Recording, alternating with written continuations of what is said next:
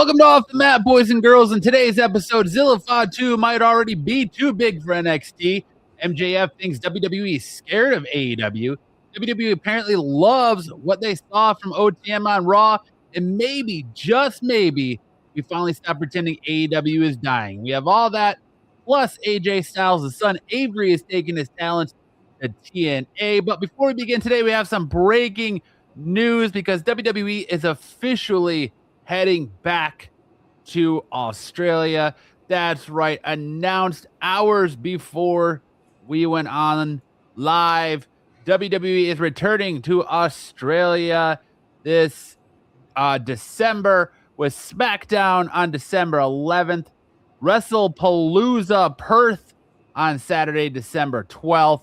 And then followed by Raw on Monday, December 14th. A big presence back in Australia. We were wondering when is WrestlePalooza? Is WWE going to have a WrestlePalooza this year? What are we doing? We got our answer today. WrestlePalooza in Perth, Australia, December 12th. Dom, what's your initial reaction and thoughts on this breaking news? You know, when I saw this, I was like, "Oh shit!" Finally, we get the go with the when it's coming back. Hey, I think it's good. You know, they had a really good response when they were in Australia to begin with. You know, last time they were there. You know, the crowd is wrestling frenzy over there. They love their wrestling. You know, Rhea Ripley is their darling over there. So kind of it makes sense. You know, have it over there. And remember, Australia, the other side of the universe. So that means that we'll be watching wrestling at 9 o'clock in the morning, something like that, right? Basically. Yes, we will be. Yeah. So, yeah, I'm excited. I'm happy that they are the finally destination and landing spot for WrestlePalooza.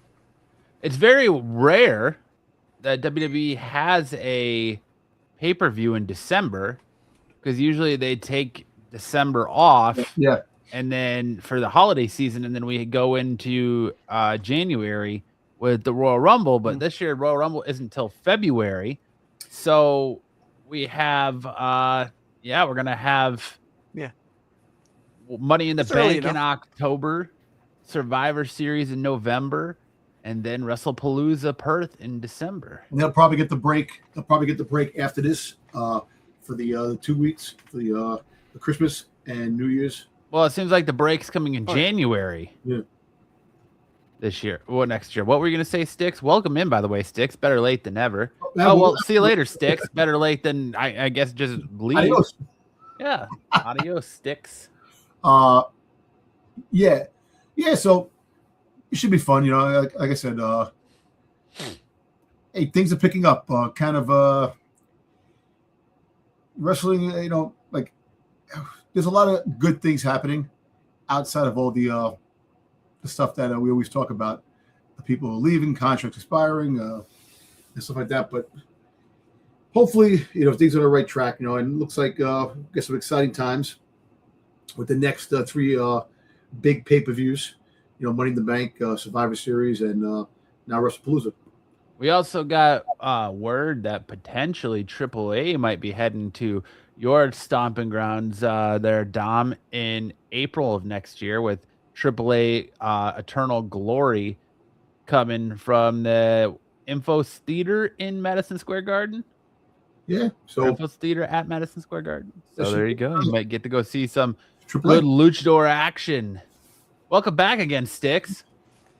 All right, stop saying anything about my internet because it knows what you're talking about. So shush. Yeah, you look like you're ready for. You look like you're literally ready for Chris Hansen to walk in on you and ask you to take a seat under To Catch a Predator's thing. That's how Have a seat, bad Chris. your internet is. What were we gonna say, Sticks, before? I was gonna say it's early enough that even the break doesn't even matter because that usually at the end of the year anyway, with Christmas and New Year's, so that's not a big deal. Well, usually you have the whole December off. There's no PLE in December. Usually, but a lot of you their don't have a PLE till the end of pay-per-views have been January. beginning of the month. But remember, corporations, they don't give a shit about you, me, or anyone. It's about the money. Oh, there you go.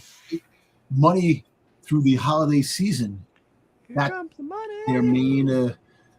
their main focus. But I actually think going to Australia, I think it's a cool, a good idea. Absolutely, 100%. Yeah. So Best idea they have ever done.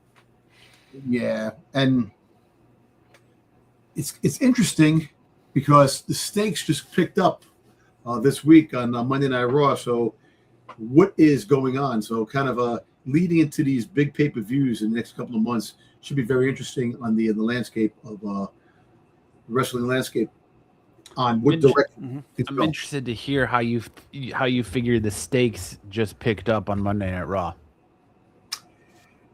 We got the OTM, right? OTM, right? Who? Is it OTM? What's the Yeah. Who? I know who they are. it's OTM. That's what half the WWE universe is saying is I know. who? Crime Time? Crime, dude, don't even say that because I actually mentioned that Crime. to a friend of mine. But Royce Keys has a purpose now, and it's kind of cool because look, I always like bad guys fighting better guys. Thank God for that. And you have there's no legitimate heel. You have people who are bad fighting people who are worse, which is always cool. So now you got the landscape is changing. And look, don't get me wrong. Like I said, it could be a good story. It could be a good story, and a good story for Jacob Fatu to be maybe potentially joining that faction. He's not going to join that faction. He's going to be the leader of that faction. Yeah. So if that's the case, so we have that. My Oakland connection. Yeah. But I was surprised when I saw that happen. You know what the funny thing is? I was actually watching it and I was falling asleep. So I was closing my eyes and I was watching it and closing my eyes. And next thing you know, is that Royce Keys? And I turned around, what the what? And then all of a sudden he's destroying the Usos and then destroying Solo. You were falling asleep? Is that what you were Did you have a different broadcast? Because all I heard from Corey Graves was, it's Hobbs! It's Hobbs! Yeah, Corey I know. Graves doesn't even know the guy's name Hobbs anymore. He was saying Hobbs. I know he was. But when I said, shit, Royce Keys is back.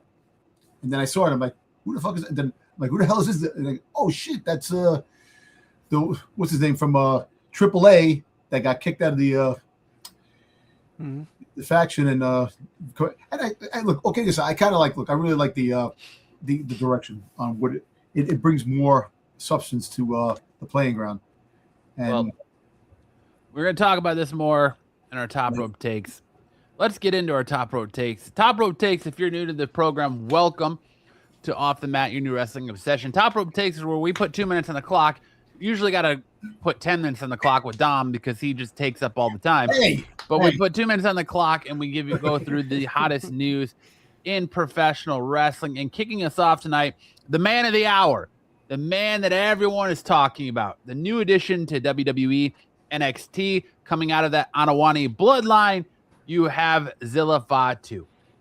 And news on the street is that Zilla Fatu, as a natural follow-up to what we've been talking about the last couple of weeks since he debuted, there's now reports internally that expectations that Zilla Fatu won't remain in NXT for much longer and could reach the WWE main roster relatively quickly. Those within the company believe that pairing him with his cousins this early in the WWE run could set the stage for a long-term,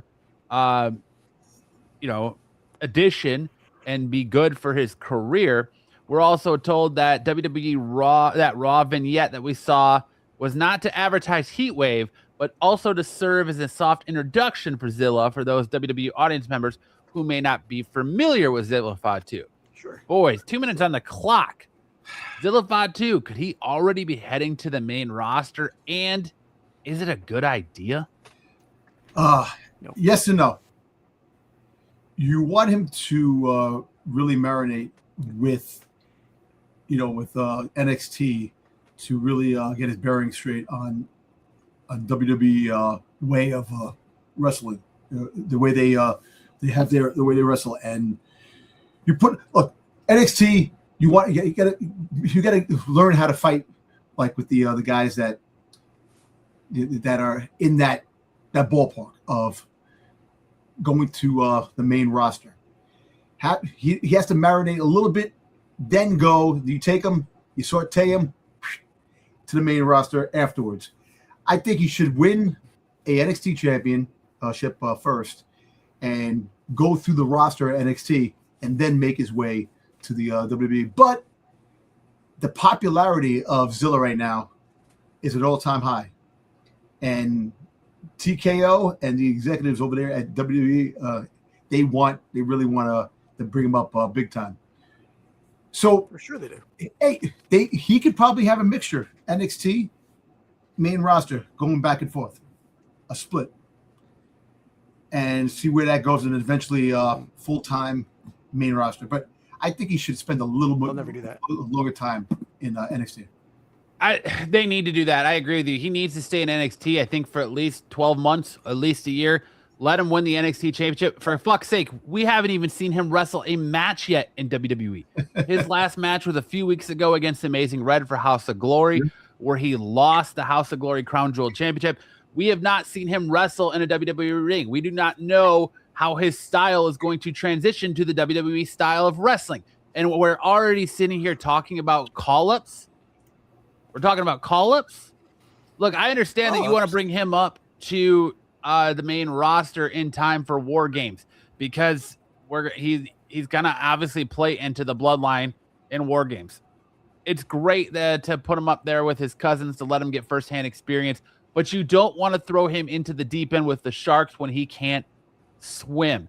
Yes, his last name is Fatu. Yes, his father is Umaga.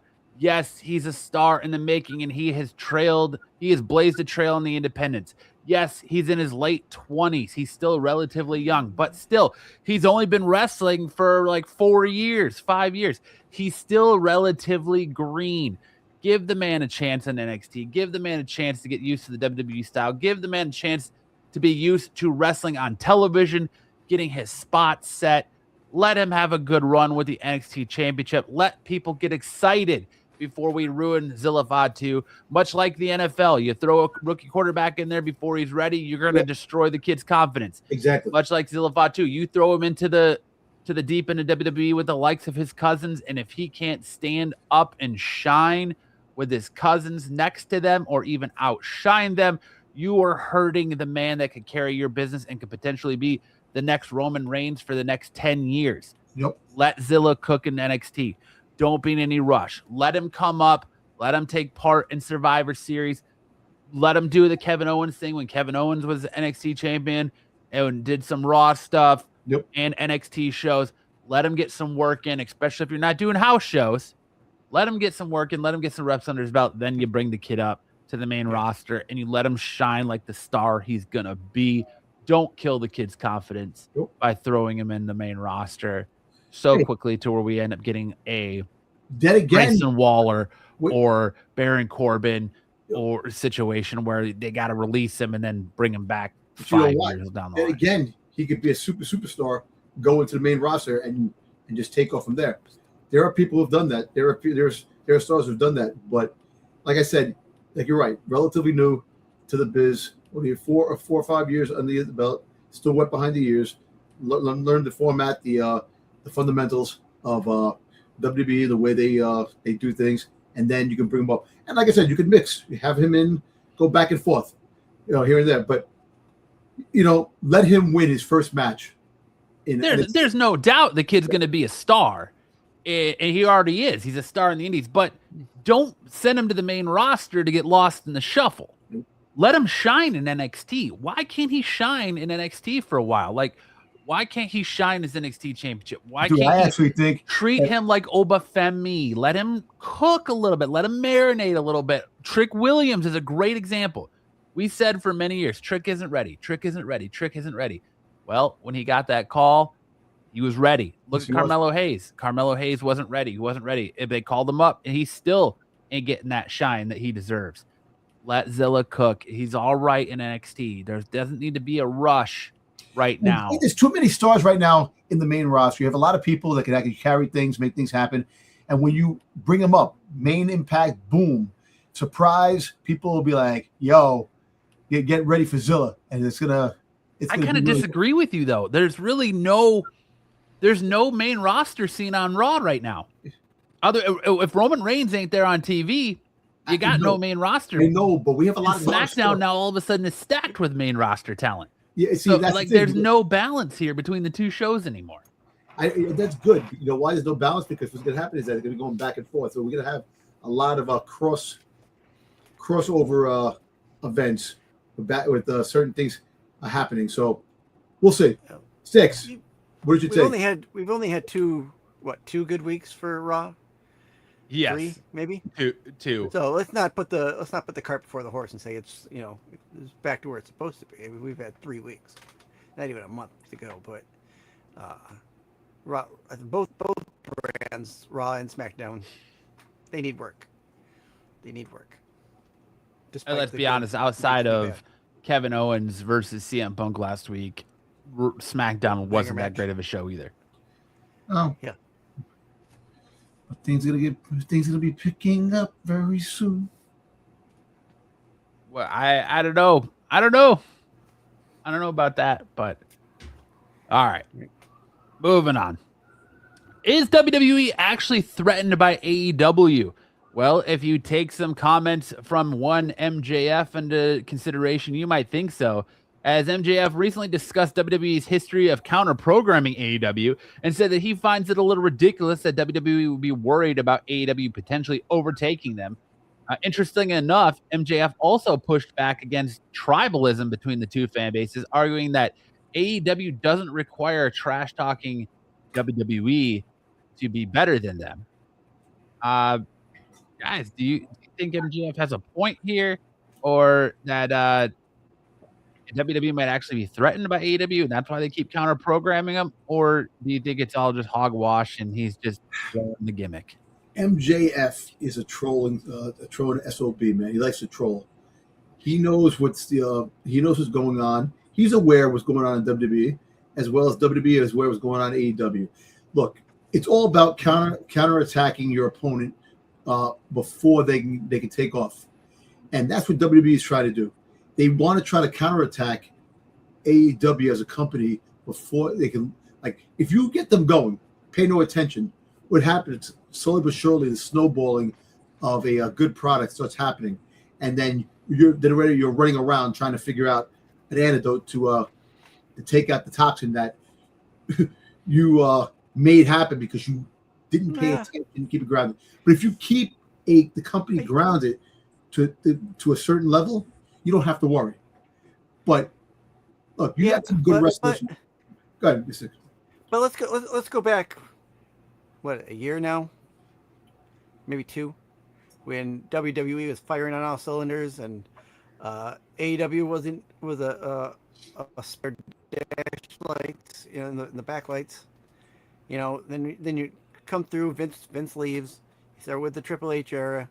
Triple H era kind of cuts off and then peters out. Now AEW has that chance to catch up because WWE, their programming is not went from here to, so they're kind of bottlenecking. It's not the same. If WWE was still having a great year, we wouldn't even be worried about AEW.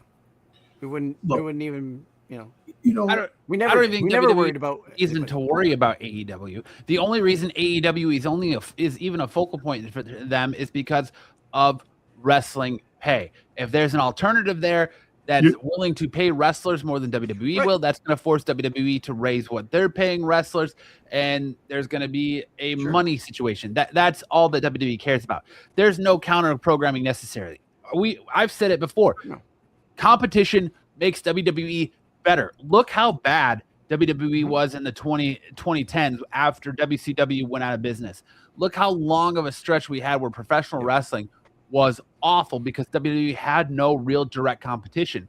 Now they have real direct competition, and we got some of the best stuff in the 2015s, 2016s, COVID, right out of COVID, well, 2020s then, out of COVID, rolling into the 2 WrestleMania matches between between Cody and Roman and the Bloodline stuff and how WWE was firing on all cylinders there.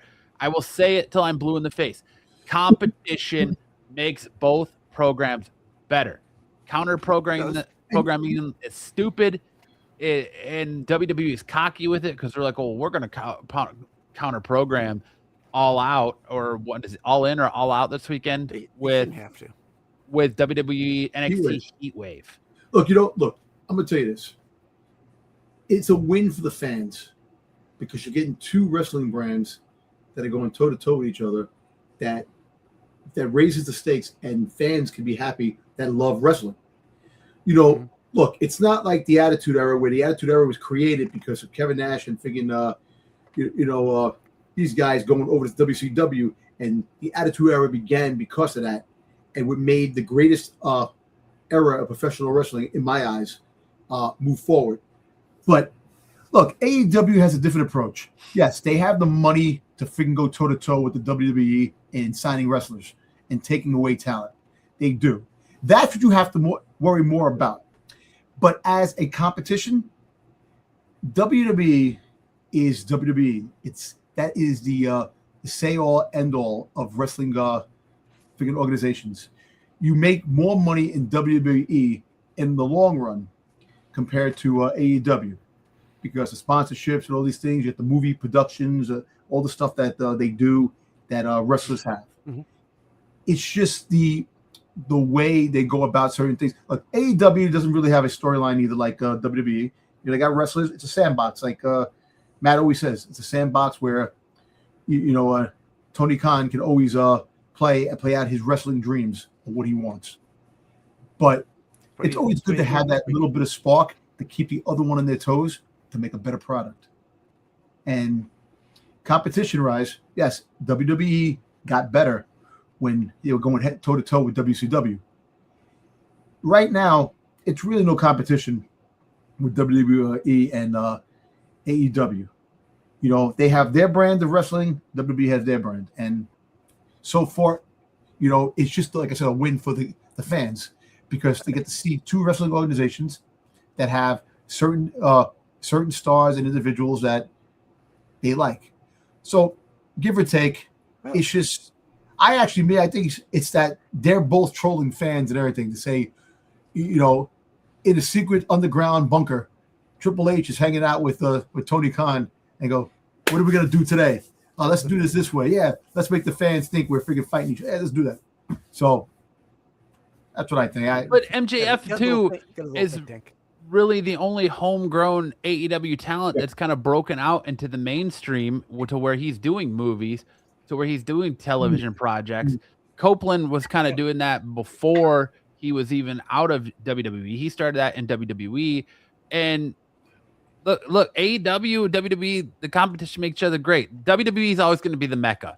AEW will never be able to touch that, no matter what they do, because WWE has the heritage, they have the lineage, they have the history, they have all of it. They are always going to be the mecca. They are always going to be the cream of the crop that rises to the top. They're going to be where you go to launch into the stratosphere of sports entertainment. Now, MJF might be one of the only guys that can surpass that and do that without WWE. But the rest of AEW, half that roster's ex-WWE guys that have already been there, and their lights are fizzling out. Yep. Other ones like to put their foot in their fucking mouth, like named Ricochet. And then you got like Kenny Omega and Young Bucks, who made a great name for themselves on the indies, but are never going to really reach that personification of professional wrestling, because they didn't do it, and they never did it in WWE at the top of. And remember, MJF was in WWE as a security officer back in the day, when they have the security entourage going with the wrestlers. So he was a WWE prospect at one time. So were the Young Bucks. They were a tag team from parts unknown and got booted the fuck out of there. So, hey, look, let's put it this way. I actually think AEW is great for the business, to have them there with going toe-to-toe with WWE, because it does make things better. You have two different types of different organizations of wrestling that fans win. The fans win. That's what you want. You want the fans to win, because the more they fight each other, the better they get, and more of a holy shit moments that the fans throw out there when they watch the matches. So MJF is a good talker. He's good in the mic. He has the charisma. He's got the freaking presence. That's why he's good. So he's trolling He's good with trolling the people, and that's why he's out there. He's a good pitchman for the company, but at the same time, I actually think that he definitely would be even a higher standard if he was in WWE. He'd have been definitely champion multiple times. He's champion. I know he's champion there multiple times, but he would have had a lot more presence in WWE if that happens. So we can see him at some point ending up in WWE, right? I mean, at some point he's gonna. Oh, I think so. As long as Tony Khan, the only way he's not is if Tony Khan keeps backing up the Brinks truck and his daddy keeps letting him back up the Brinks truck to MJF's doorstep to pay him to keep him out of WWE. That's it. Yeah. And this narrative that there has to be a side drawn. Don't be a fucking mark. You're a professional wrestling fan. You can enjoy WWE. You can enjoy AEW. You can enjoy both equally. You don't have to draw a line in the sand. You don't have to pick one or the other. I don't like this. Right. Maybe you don't like WWE style, you like AEW. It's cool, but that doesn't mean you have to be out here fighting against WWE. Be an AEW sicko. Be a WWE fan. Each their own. I enjoy both most of the time. There's a lot I don't enjoy about AEW, but there's also a lot I don't enjoy about WWE at times. So you can be. I don't like olives. Daggy, your comment is null and void here, sir. I like Spanish olives. I like black olives and green olives. I like all olives. But all right, moving on. WWE reportedly thrilled with the debut of OTM on Raw. 2 minutes on the clock. What do we think of Crime Time? I mean, OTM. And do you really think they're going to? You keep saying Crime Time. Do you really think they're going to amount to? You can't tell me you don't look at them and you don't see Crime Time. No, absolutely. Are they going to amount to anything on Raw? All right, you got 6. I don't know if they're going to amount to anything on Raw, but I think for the short term, I think they'll do good for the brand. I don't know if how long it'll last. I mean, it's not going to be anything that's long lasting, but you don't call it Shield 2.0. I wouldn't. It's not the Shield 2.0. That would be Dark State. Dark State. Yeah. I think it's wasted. There's no tag team division on Raw. Why are you calling up a tag team? Why are you calling up a tag team that nobody really gave a shit about in NXT? You're calling up to the main roster to put them with the Royce Keys. This screams desperation of a fact that your fans are calling you out for why the hell are you signing guys that you have no plans for and doing nothing with them like they started to do with Royce Keys. Now they're trying to focus Royce Keys in there as much as possible. All they are doing is calling this team up to give Royce Keys a faction, to give us a War Games match at Survivor Series. At Survivor Series, do these guys go back after Survivor Series? Do they go back to NXT? What's the long-term plan with these guys? There's no tag teams on Raw, so why the hell are you bringing why are you bringing a tag team to Raw with no tag team division? It makes no sense. It does make sense because you're trying to build a tag team division. You're trying to make. With who? I know they're putting people together. You can't build a tag team division off enforcers, though. Look, I think that look, with the slogan for TKO, they want younger people coming up in the roster. They want new people, fresh blood. Hey, look, regardless of the fact of what their plans are, let's enjoy the ride to Survivor Series, see what happens afterwards, see what their long-term plans are. But right now, hey, look, and I'm gonna keep saying I like the way Raw, like those are the ways I like Raw to end. Shit like that. Total what chaos. Throwing and basically pissing on the best thing you got going right now in LA Knight and Solo Sikoa. I know you have these guys with Royce Keys, who I not to mention just a few weeks ago were teaming with. I know we're gonna find out at SummerSlam to have them show up and just decimate him because you guys left me hanging when Jacob Fatu beat my ass. But you see, so you know what? There's a story there. So we'll see how the long-term story goes with this. Is it going to pan out to be a fantastic? We don't know. It could turn out to be shit. But right now, it's interesting. It's cool that I'm happy that Royce Keys is now getting, legitimate, TV time and pushed. They have a story for him for all those damn freaking months they got him. They signed him. And he was in the back doing nothing. Come come back with this, come back strong. Fucking, like I said, Jacob Fatu comes and becomes the leader of this freaking leader of this faction. It'd be cool. It'll raise the stakes because now you got this new faction that's gonna stand in the way of the Bloodline, stand in the way of Solo Sikoa and friggin' LA Knight. So it makes things even better. So now when LA Knight fights Roman Reigns, there could be more that's more on the line.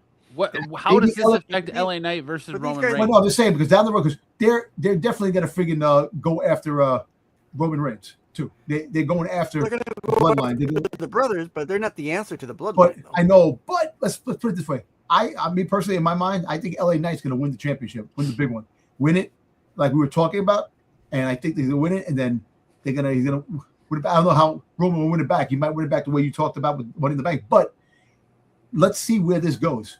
Let's see how this, if these guys are going to go onto SmackDown and start beating the shit out of people at SmackDown too as well, and come back and forth to make total chaos. Well, but it doesn't. It creates more confusion because you had your Survivor Series match set up. You had the Bloodline, Roman Reigns, the Usos, Jacob Fatu against LA Knight, Solo Sikoa, and 3 others. Most likely you pull Zilla Fatu up there to be on one of their teams or whatever. So now you're flipping the script and you're trying to make us care about OTM and Royce Keys and this so-called connection that he has with Jacob Fatu from their times in Oakland. Yeah. And so now all you're going to do is have Jacob Fatu switch sides to lead this faction to go against the Bloodline. And either Roman's going to call on Solo or call on Zilla to come up and be part of their team, or Jacob's going to, to me, I don't care about the Bloodline. Right now, the most interesting people on my screen are LA Knight and the one himself, Solo Sikoa. Freaking doing Neo, freaking Matrix thing, which was freaking funny as well. Amazing. That was awesome. Amazing. But you know what? But now, like I said, it raises the stakes because now what is the angle? You're right. Why did Royce Keys beat up the 2 people that teamed with him in SummerSlam? Why? Because he left him. So that gives a little bit of story right there. You're going to find out Monday night. You're going to find out Monday night why he did that. And when that happens, it's going to go. And then when Survivor Series comes, War Games, we'll see who turns sides, who does this, how things work out in Survivor Series. And like I said, give these guys OTM a couple of freaking scenes to see what they're about. And if they turn out to be a good tag team, you start off building a new tag team division and start building tag teams. And look, the freaking you need more than one team to be a division. The Street Profits, the Street Profits are coming in. More than 2 teams. Listen, I want to look. We all know that freaking Braun Breaker and Austin Theory are losing the belts. They're losing the belts soon. I think they're gonna put them on Solo Sikoa and freaking LA Knight. I think that's gonna happen. They're gonna wind up getting the gold. You know that because as much as I want to see LA Knight, like I said before, LA Knight will win the championship. Is LA Knight gonna win? But I'm saying that he's only been he's only been United States championship. Yeah, twice. That's it. But we'll see how things turn out in Money in the Bank and how things move forward with that. But it's cool to have more of these factions on freaking Monday night. And like I said, the landscape on SmackDown and Raw are going to be changing. Why do we need more factions? We have too many fucking factions, and most of them aren't working now anyways. You've got the Judgment Day who's on life support. You've got the Vision who's on life support. Look, I think you've got the Bloodline. Why the fuck do we need another faction? The Vision's coming to an end.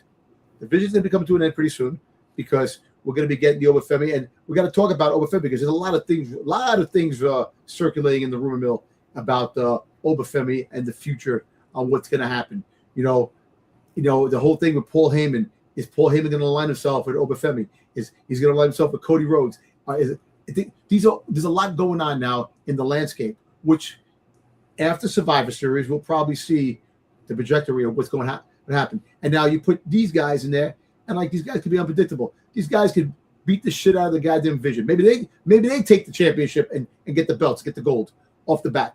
We don't know, but like give it a chance. And, like I understand where you're coming from, but I'm willing to give something a chance to see what transpires. And if it turns out like shit, then I can say, you know what? It should. I am too. If it makes sense, There will bring be them sense. up. All right, let's see what the story angle with them in it. You know what's up, Eric? This call up makes no sense right now. They weren't even that prominently featured on NXT. Most of the people didn't even know who the hell OTM was. You know, Right. I just, man, like I don't. Nobody knows where anybody from NXT shows up when it comes to the main roster. Well, but you have Tatum Paxley who showed up and automatically. And Lola Vice is coming to Raw. Lola Vice is coming to Raw. Yeah, she's going to debut on Raw. That doesn't mean she's staying on Raw. No, she's staying on Raw. Right. But the thing is that nobody knew who Tatum Paxley was. Yeah. No, I think people knew who Tatum Paxley was. No, they don't. They didn't pop for her at all. Well, I'm going to tell you this. Well, my girl, Jada Parker, might become part of this faction. Oh, my God. Get her off my TV. Listen, she sucks. She sucks. Gonna win. She's going to win against Natty at Heatwave, and she's in a match she has no business winning. You can't tell me in a million years that Jada Parker should beat Natty in a submissions match.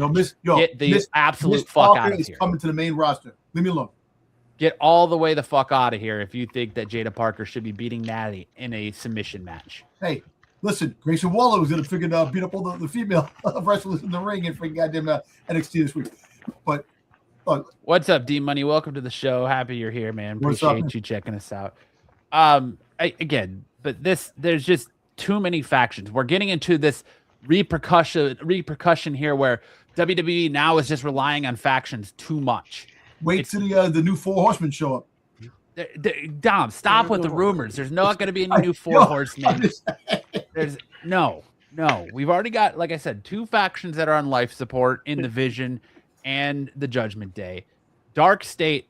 Everyone in Dark State, other than Suga, is fucking dog water. And now you got the Bloodline, and now you want to bring another faction that's basically Crime Time light. Look, I said that same thing about them being crime time, but look, give it a chance. Like I said, hey Eric, listen, I know you're reasonable. You're reasonable to a point where you give he's probably already asleep. Oh, come on. You want to be a dick again? Matt, you're an asshole, man. Come on, man. I'm just kidding. Hey, Eric, so give your reasoning. Do you think this is a good idea? Do you think it might work? Do you think it brings more flair and flavor to the whole Bloodline thing? I think it brings more aggression to the storyline. Yeah, see? More aggression. But my point is, I think it cools off Solo Sikoa in LA Knight. Not at all. Not at all. Yeah. Oh, it absolutely does. Proof? No. How? Because you have Royce Keys, who was just with them, showing up and then just beating the dog shit out of them. And you know the reason why, right? Because they left him hang. Because they didn't come out and save him when Jacob Fatu beat his ass. Exactly. But then you're going to turn around and have Jacob Fatu potentially leave the Bloodline and join this group? Tell me how that makes sense. Make that make sense. How does wrestling make sense, dude? Think about it. We already in the beginning of the show, we have Solo Sikoa and LA Knight going back and forth with the Usos. Now you got these guys coming in. Who are they going to feud with, the Usos or these guys? Both. Can't have feud against both. Your feud is Jacob Fatu being mad that he is only an enforcer and he's not a lieutenant or captain like the Usos. And as he stood back there and did nothing when the Usos when LA Knight and Solo Sikoa beat down Roman Reigns and the Usos last week, then you turn around this week and they tell him to stay his ass in the back, and he did. But then you got Royce Keys out here attacking LA Knight and Solo Sikoa for not helping him when Jacob Fatu's nowhere to be found. Your grievance is with Jacob Fatu. He's the one that beat your ass and left you laying. It wasn't Solo Sikoa and LA Knight's fault. It's storytelling, man. I know. It's poor storytelling. How many times we've seen factions, people get beat up, also they join that group. Look at Meechin and freaking BFAB getting destroyed by freaking Jay Cargill all the damn time. She joined the freaking faction. Or just all of NWO. I need a better connection with these guys than just, it goes back to our time in Oakland. Hey, the mean streets of Oakland. Okay. Well, might as well just give me Pete Gas and the Mean Streets Posse and the Mean Streets of Greenwich, Connecticut all over again. Oh, come on. No, listen. Yeah. You can't compare the mean streets of freaking Oakland to the freaking mean streets of fucking Greenwich, Connecticut. That's ridiculous. That was a freaking joke in its own. I don't give a shit about stuff that happened outside of WWE. Like, but it makes story. It's storytelling. It's piss poor storytelling. It's AI. It's ChatGPT slop. I don't think this chat. Oh, get OTM, tell them to come up and make a storyline. Forget not saying that. It's the fact is that I think, they're going to utilize Royce Keys in a better scenario than he was utilized in before. His own faction, being the aggressor who he is, to make this story move forward. And it should be a fun ride having all these freaking groups go after each other. It's freaking great. Now freaking LA Knight and Solo, like, holy shit, now we got to worry about these guys. It brings more tension and more flair to the freaking goddamn story. Why? So I can get Raw to end every week with a pull apart brawl. One week it's a pull apart brawl between the Bloodline and this group. The next week it's a pull apart brawl between this group and Solo Sikoa and LA Knight. The next week it's a pull apart brawl between LA Knight and the Blood. And we don't need any more pull apart brawls. You'd rather have somebody come out and turn around and go, listen, I'm pregnant, and it ends with some dramatic thing like that. I want to see. Yeah, I'd much rather have Mark Henry come out and have another hand baby. I'd much rather have some theatrics. I want to see to the end of my Raw. I don't need to have. I like the way Raw ended 2 weeks ago when you had the suspense of, is Solo Sikoa going to hit LA Knight with a spike, and then he hits Roman Reigns instead. I liked that. That was going somewhere. Then you turn around and ruin it by throwing Royce Keys in OTM. But why is it so rude? Why do we care about OTM? What's to care about OTM? The crowd didn't pop for them. Let them establish. That's all I'm going to say. Let them milk it, baby. Milk it. Establish a tag team on a show that has no tag team division. I'll say it again. They should have went to SmackDown. They should have went to SmackDown where there's actually some resemblance of a tag team division. They're gonna friggin' build up a tag team again. With who? LA Knight and Solo Sikoa? Dude, you fired your best tag team that you still had on the roster in Motor City Machine Guns. They're not putting separate shows anymore. And New Day, thank you. You're not putting separate shows anymore. You're gonna have back and forth. So you only have certain guys that are gonna go back and forth. I actually think more because they've been talking about it a lot that you might have more. So. If they were going to have more, you'd be seeing it. That's why they still have the separate champions, the separate tag team division, You only have certain people. And right now it seems to only be the Usos that go back and forth. Right. And Danhausen doesn't even really go back and forth. Well, you know what? Anymore. I think the Usos are going back and forth because now I think Solo Sikoa is part of Raw. The Raw Smack. Solo too. He's Solo going back and forth. And Solo and Royce Keys are now part of Raw because they're bringing up other people, and more people going to be moved over. Me personally, I actually think Seth Rollins, when he comes back, he's going to SmackDown. I don't. I think so. I can see it happening. Then Raw would really have no main event scene. Like I said, if Roman is not on TV, there is no main event scene on Raw. Obafemi, that's all I'm going to say. Obafemi, exactly. What's he going to do? Aura farm his entrance and then beat a guy in 2 seconds? So main event. No, it's not. There's nothing exciting there. Now that it was exciting when he was doing it with Brock because we've never seen anybody manhandle Brock like that. Now that's gone. That's gone. Well, listen, that magic is gone. Just go back to the NXT days when friggin' Brock or friggin' Bron Breakker fought friggin' Obafemi, those matches. And remember, Tony D'Angelo took down Obafemi first. He did. So that's going to be cool because I got a feeling that Tony D'Angelo is going to be showing up soon because I think Zilla Fatu wins the belt. So you're gonna have him call up Zilla and Tony D'Angelo? No, I think just Tony for the first part. I think Tony D'Angelo. I think friggin' Cruz Montana is probably gonna show up in Survivor Series too. Dude, they're not going to deplete NXT again. Yeah, but they just rebuilt that men's division. They're not going to go ahead and deplete that again by bringing everybody in this title match up to Raw. Look, a short time. You don't know what's going to happen. You'll see what happens. But, talking about these dudes, let's see what these guys are made of and what this guy's about. And then we could judge later on. Give them a couple of episodes of Raw to see what happens. You might be surprised. They're going to be stealing people's wallets like Shad and JTG in no Oh, time. Jesus, man. Prime time light. Damn, Matt. Wallet. Yo, man, you can't be doing that, man. You can't be doing Dude, I'm just calling it like I see it. Every time we get an NXT call up before they're established and ready, they come in and Dude, they were established already. They freaking busted. They were there for a while. They brought them up as a look. They're trying. They come in and disappear. How are they doing this? How long were they in NXT? Do we know? Okay. There's I think 2024, 2023. Yeah, 3 years. About 3 years. So a couple years. All right. Well, what And, is it? and tell me one career match for them in NXT. I couldn't.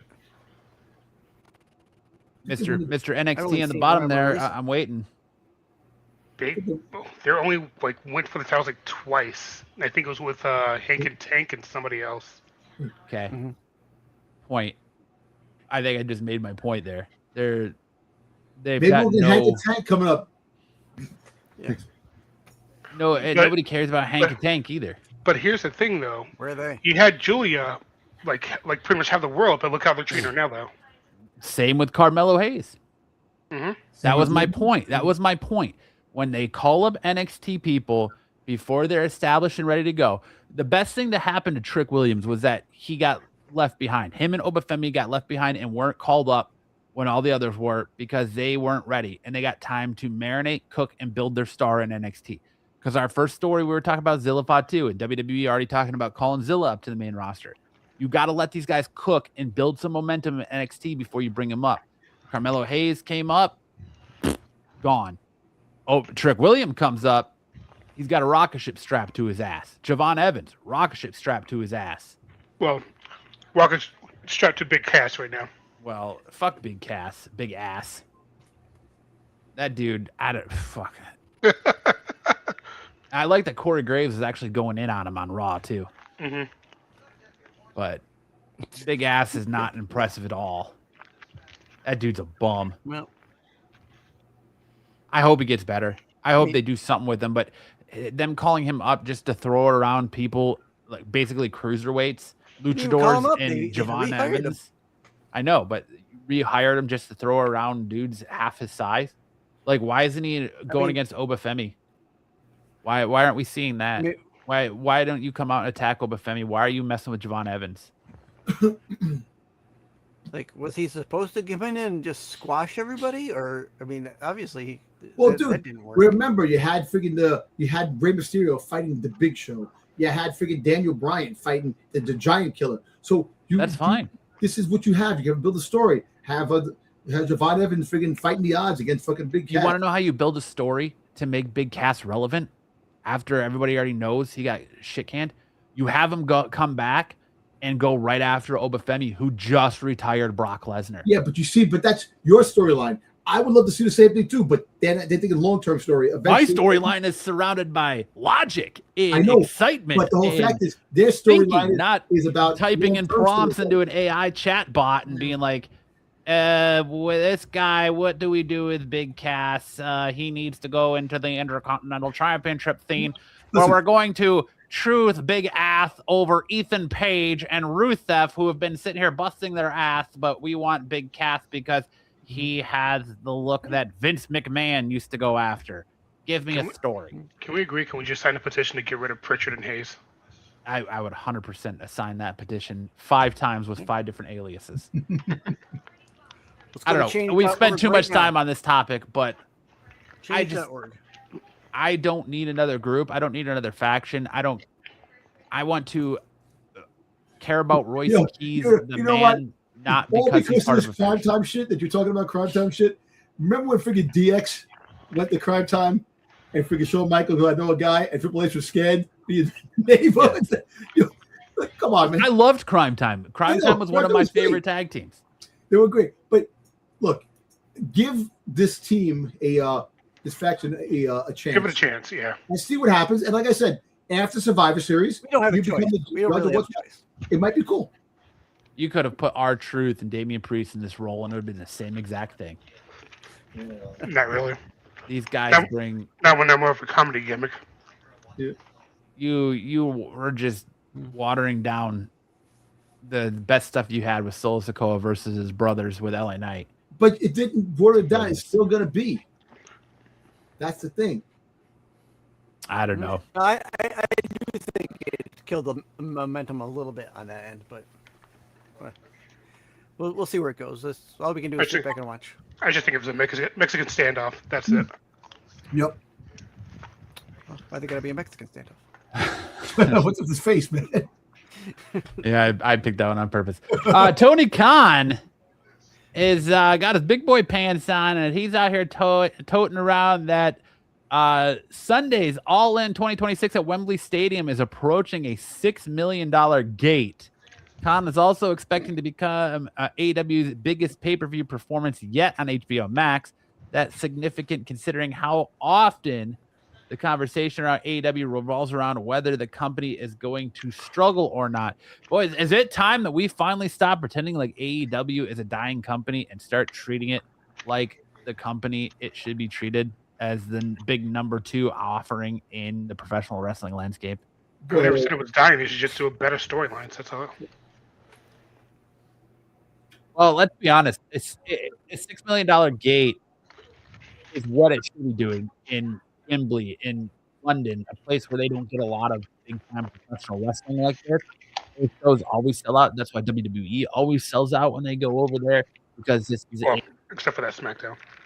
This is a country that is starved for professional wrestling. But, they would sell out and WrestleMania over there.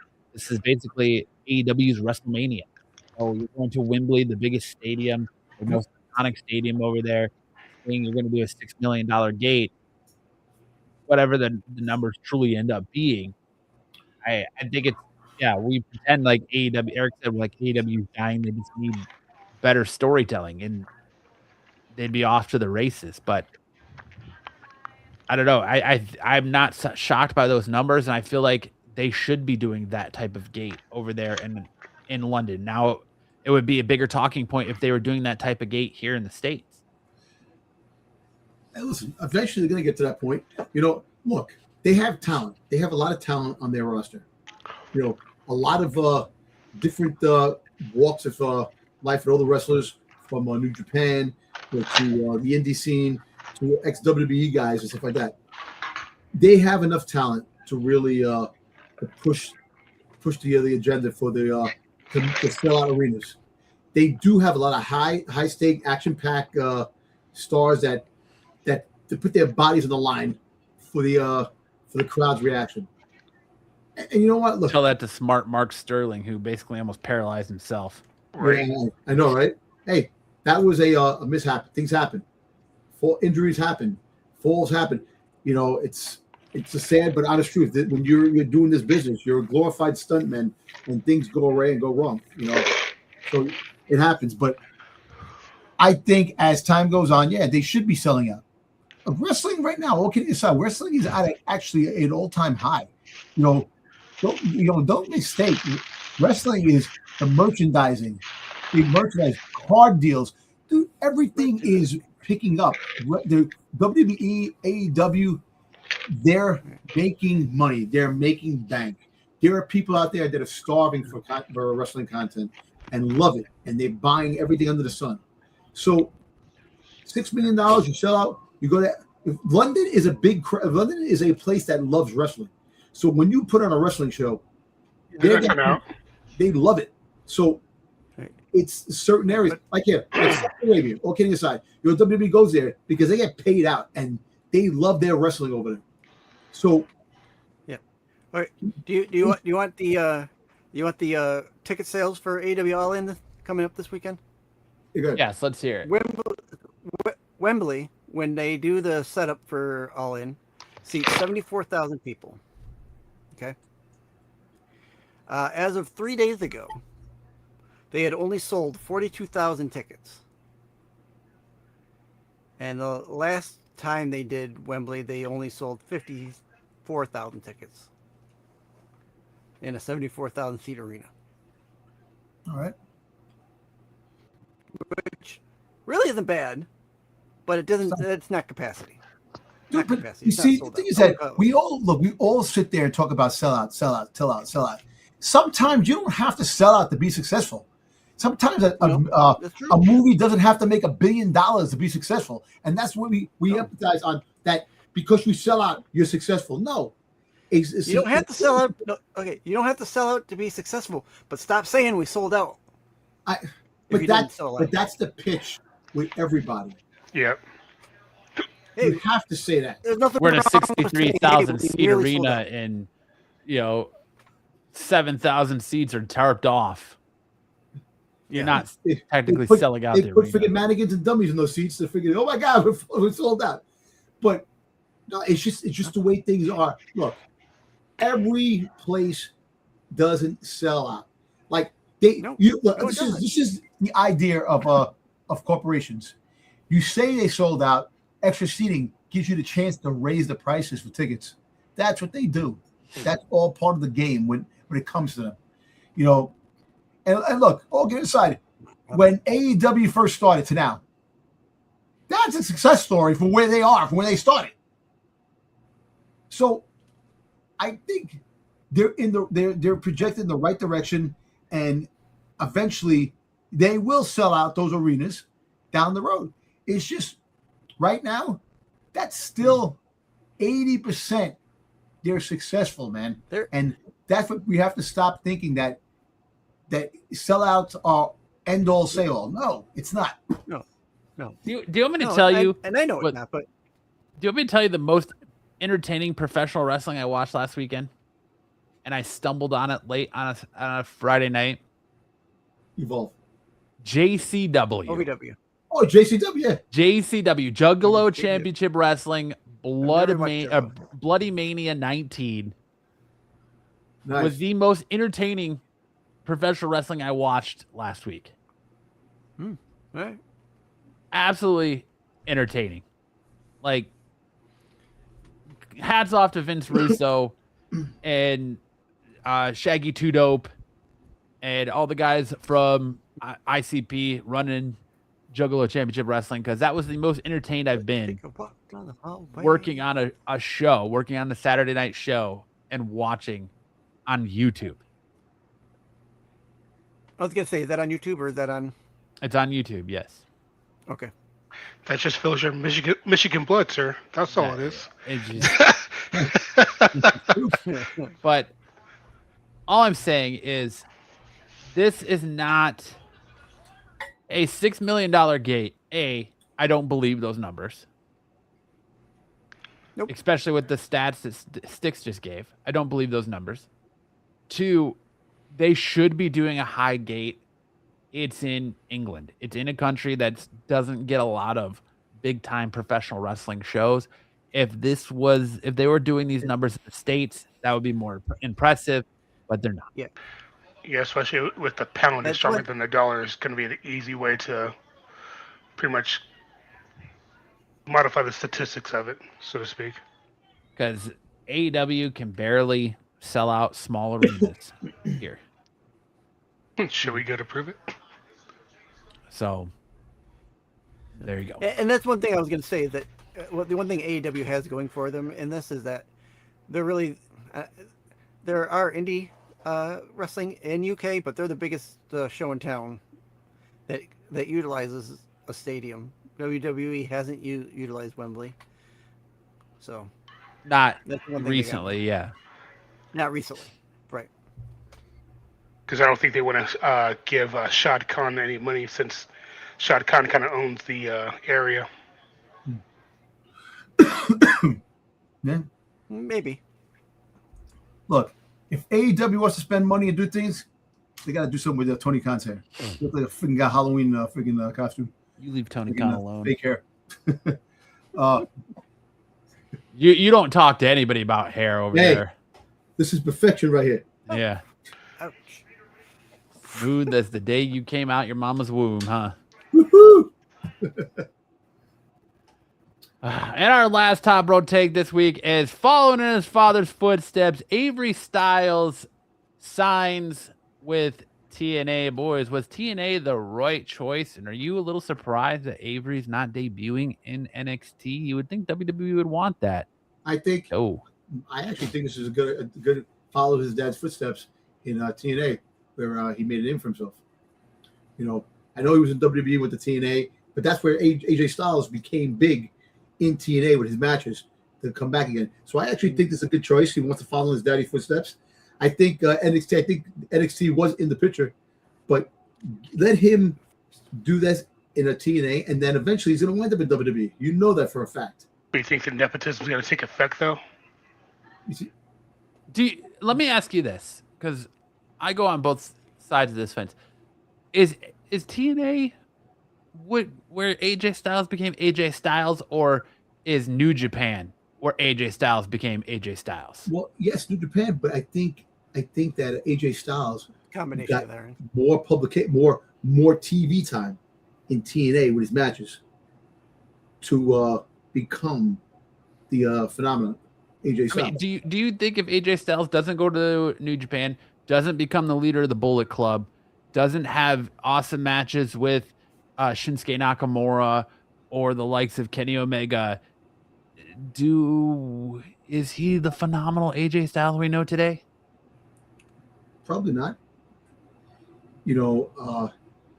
But give or take of what his career was, the fact is that where he is now. And I think that, yes, New Japan propelled AJ Styles to who he is, but I think TNA revolutionized him who he was for TV, for the American crowds. I think TNA showed him to a point where, why did the WWE want him back? Like when he was, because everybody, it's like the Yankee organization. Half the freaking goddamn the baseball players out there all were in the Yankees organization in the minor leagues, got traded and went elsewhere. That's what I think. Like most of the people that wind up at WWE, they were on WWE and they go elsewhere. They come back to WWE. But I think this is a good choice for his son to get the feel where his dad really made a name for himself. Yes, New Japan, yeah, but here in the States, as a wrestling organization in TNA, put freaking AJ Styles on the map. So have his son follow in that footsteps, and I think eventually he'll wind up in NXT and WWE. And that's another thing too is, Eric just came with a point about nepotism. Maybe that's the reason why, because he probably could have got him in WWE. He probably AJ Styles goes, yeah, my son, and I think his son made the choice that he wanted to go there. He didn't want to go to WWE. He wanted to make a name for himself before anything else. So, I kind of wonder if there might have been some sort of backstage, wheeling and dealing. Well, not wheeling and dealing, but like some backstage things that maybe we're not privy to with Dominic Mysterio, and AJ saw that, and so he didn't want Avery to face those, so he's having Avery to kind of go to TNA to get used to wrestling on TV. Remember, Avery's only 19. He's just getting started. So you start learning how to wrestle on TV in TNA. You start learning the camera spots, hard cam, your different positions with TV. Now that TNA has that TV deal, it's kind of starting. He's got, some of his dad has got some of his friends still in TNA. Well, the Hardys are there. There's veterans there that can help him in the Hardys and Frankie Kazarian. And like, you've got people that AJ's established with in TNA. Because for me, to answer what I was asking, for me, I think TNA built AJ Styles. New Japan cemented AJ Styles. WWE took AJ Styles and elevated AJ Styles. Yeah. I'm going to tell you this, another reason why this works. Because remember, AJ Styles retired from WWE. He can still wrestle in TNA. He wants to wrestle with his son. So you might have that happen. That very well could happen, yeah. But I'm going to let Eric and Sticks talk because I feel like you and I have been dominating the majority of this. I'll let Sticks talk a little bit. All right. As far as AJ goes, here's what I'll say about AJ. Here's what I'll say about any of these wrestlers. They are all the sum of where they've been and where they are. AJ Styles was in WCW for less than a year. He was in New Japan for 3 years, and he was in TNA for 9 years. WWE for like 20 years. So, you know. God, was he in WWE for that? No, he was in WWE for 20 years? 20 years? I don't think 20 years. I think he was like 10 or 9 Didn't he years. come like 2016? He came in 2016. Started in 16 and in 26. 10 years. 10 years. Yeah, 10 years. 20 years. I think it was 10 years. Like, where do you get 20 from? Years. Sorry, 10 years. 10 years. I apologize. He's not John Cena. I added an extra decade to the poor man. Yeah. So there goes our credibility. All our viewers left when Styx's credibility Yo, goes up. Steiner math. Freaking Steiner math, man. All over again, man. It's Styx math. We should be used to this by now. 33 and a third by 25% chance. Avery, I really feel like I would have liked to see him start off even smaller. No, not worry about him having to get TV spots and things like that. Have him learn the business. Have him work indie. You know.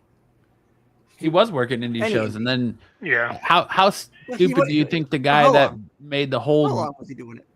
A couple months, but how stupid do you think the guy that made the whole stink about him not setting and tearing down the ring up feels now because he just got a TNA contract with a major promotion. This guy's still wrestling in bingo halls. Hey, listen, do your due diligence when you freaking go for an organization, man. Stop that shit. Those are, but to his point, those are the things that you do when you're in those kind of promotions. I've seen the independent wrestlers. They set up, they tear down, they move everything out, put up everything back. You know, that's what they do. If he felt like he wasn't doing his fair share, maybe that to his point, maybe he wasn't. You know, maybe he was calling in markers saying, "Oh, you know, I'm the son of AJ Styles. I don't need to." Maybe he's a loudmouth. We don't know in the back room. But nah, Avery said I was brought in to sell tickets based on my name and who my dad is. I wasn't here to sit up the ring. You fucking bum. Damn. Yeah. See? And that's when the nepotism come into effect. Exactly. It might be a self. He went full ninfo, baby. You know, look, but okay aside. One of the other reasons why I think that he went to TNA, because he would have been drowning in WWE right now. There's so much. Oh, definitely. In WWE. Oh, I wouldn't have put him in WWE. TNA right now is the best fit for him because there's a lot of guys that, you know, there's a lot of good players in TNA, but I think he'll stand out in TNA more than he would in WWE right now at this point. So well, they'll just keep him on Collision if he goes to AEW. Exactly. Well, I think that too. Like I said, there's room for Avery to learn from some of his dad's friends in TNA, and you know, the Hardys and Frankie Kazarian and Moose and a lot of these guys that have been around the block once or twice with AJ when he was there. But I mean, like I said, I think Avery that's the best place for him because TNA is kind of looked at like that third promotion right now. He can cut his teeth and get used to wrestling on TV and come to WWE when he's a little bit more ready.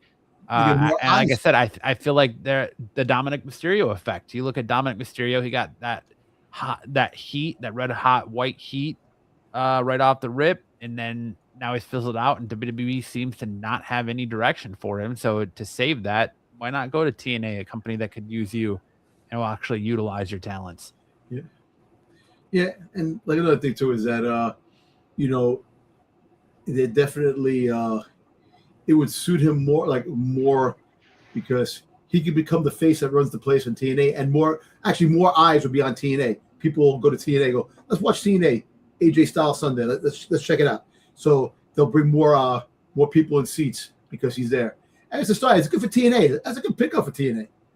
You know, so kudos to them on that. So we'll see. Yeah, it definitely makes sense for TNA. That he fights Nick Nemeth for the championship belt down the road. You know, it'll definitely be a ratings booster for them whenever they announce his first match on the show, because I'm sure people will tune in to. I think it's going to be one of the first pay-per-views coming up.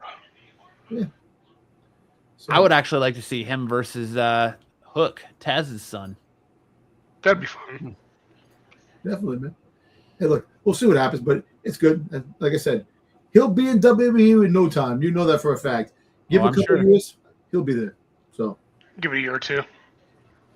you know what? A year or two, or maybe a couple of years. Let's just get his. I think AJ Styles will try to keep him, but you'll definitely get that pay-per-view where he teams up with his dad. Definitely, that would be a big rating boost to see what happens. But we'll see. But all right, that's it for our top row takes. Now we hand it over to Dirty Dom Tober, the dirtiest player in the game, who's always got his ears to the dirt sheet. If your name's coming out of his mouth, you're on someone's dirt list somewhere. Dirty Dom, what are the dirt sheets saying this week? You're gonna like this one.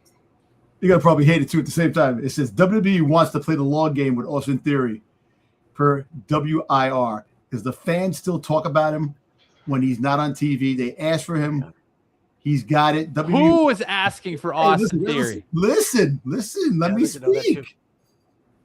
Look, they want to play the long game with Theory to do the reverse Rock Roman, where he's so terrible and so hysterical abomination as a heel that a face turn will propel him to top very quickly. That's what they want to do with Austin Theory. Nobody cares about Austin Theory that much. It's not going to work. Yeah. That sounds like Austin Theory wrote that about Austin Theory. You know what? I would not be surprised. That sounds like Maxine Dupree wrote that about Austin Theory. Nobody gives that much of a shit about Austin Theory. Yep. That's funny. Austin Theory. Listen, give up Austin Theory. Definitely. He's got his new main squeeze, Maxine Dupree, on his arm. Man, come on, dude. We say, what happened to this guy? What happened to that guy? I guarantee you that if they lost the tag team titles and they stopped putting Maxine Dupree and Austin Theory on TV, it would be 6 months before anybody goes, hey, whatever happened to Austin Theory? Yeah. And then there was much rejoicing. Hey, listen, when Austin Theory came back, they talked about him when he came back. He's the man behind the hood. Yeah, it'd be even longer of, hey, whatever happened to Maxine Dupree? Yeah, true. I just want to see freaking goddamn Braun Breaker spear both of them. I keep saying that. Anyway. What was that blonde name? What was that blonde girl name that couldn't wrestle? Yeah. Max something? Ivy Nile. No, I'm kidding. Wait, you know what's funny? You bring up Ivy Nile, Eric. The next story. So Ivy Nile and her husband have been training Lil Yachty for months to fight Baron Corbin in freaking Sunday Night Heat. So it says Sunday Night Main Event. Sunday Night Main Event, I'm sorry. It says Lil Yachty versus Baron Corbin would take place September 6th on Sunday Night Main Event. Raw wrestler Ivy Nile and her husband, fitness trainer Ari Levy, have been training Yachty for months.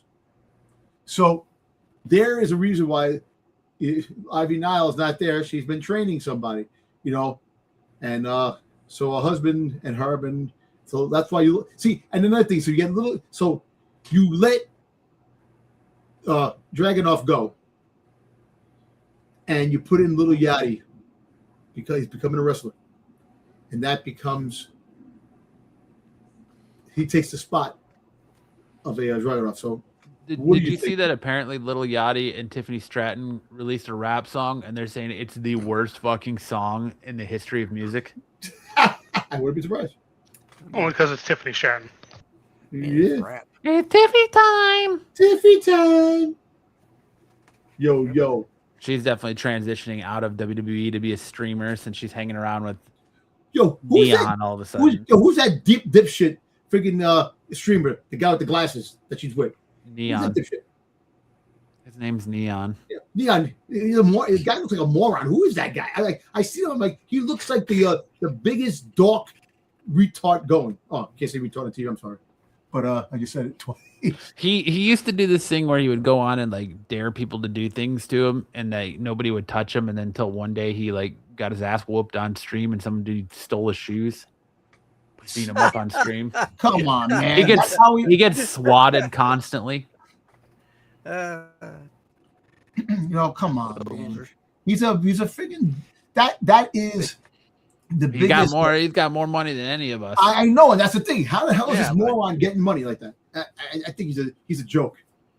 Yeah, I don't know. He's laughing all the way to the bank when he's counting all of his Benjamins every day. When Dude, you're on your way to work and he's just hitting go live.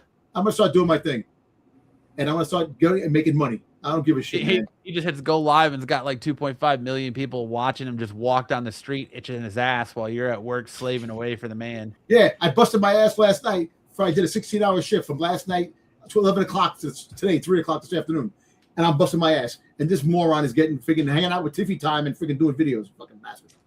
Anyway, you know what? Get a pair of tits and just show them off all the time, Dom. Yeah, I'm gonna have to show my only feet. All right, so TKO officials attended an AEW Dynamite last week. It says TKO officials attended the August 12th episode of AEW Dynamite in Las Vegas simply to check out the competition.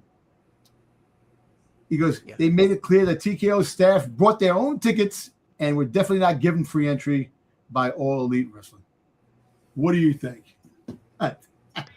Why is that news? Why is that shocking? I know, right? Because they do it all the time. You didn't think that WCW was sitting in WWE seats back in the Monday Night Wars and vice versa? Come on. All professional sports have someone that does that. I mean, that's nothing new. They're called scouts. They're scouting the competition. Happens all the time. Yeah. But they do it. They have to see what the competition is and also check out to see who will be available and their contract expires and try to sign them.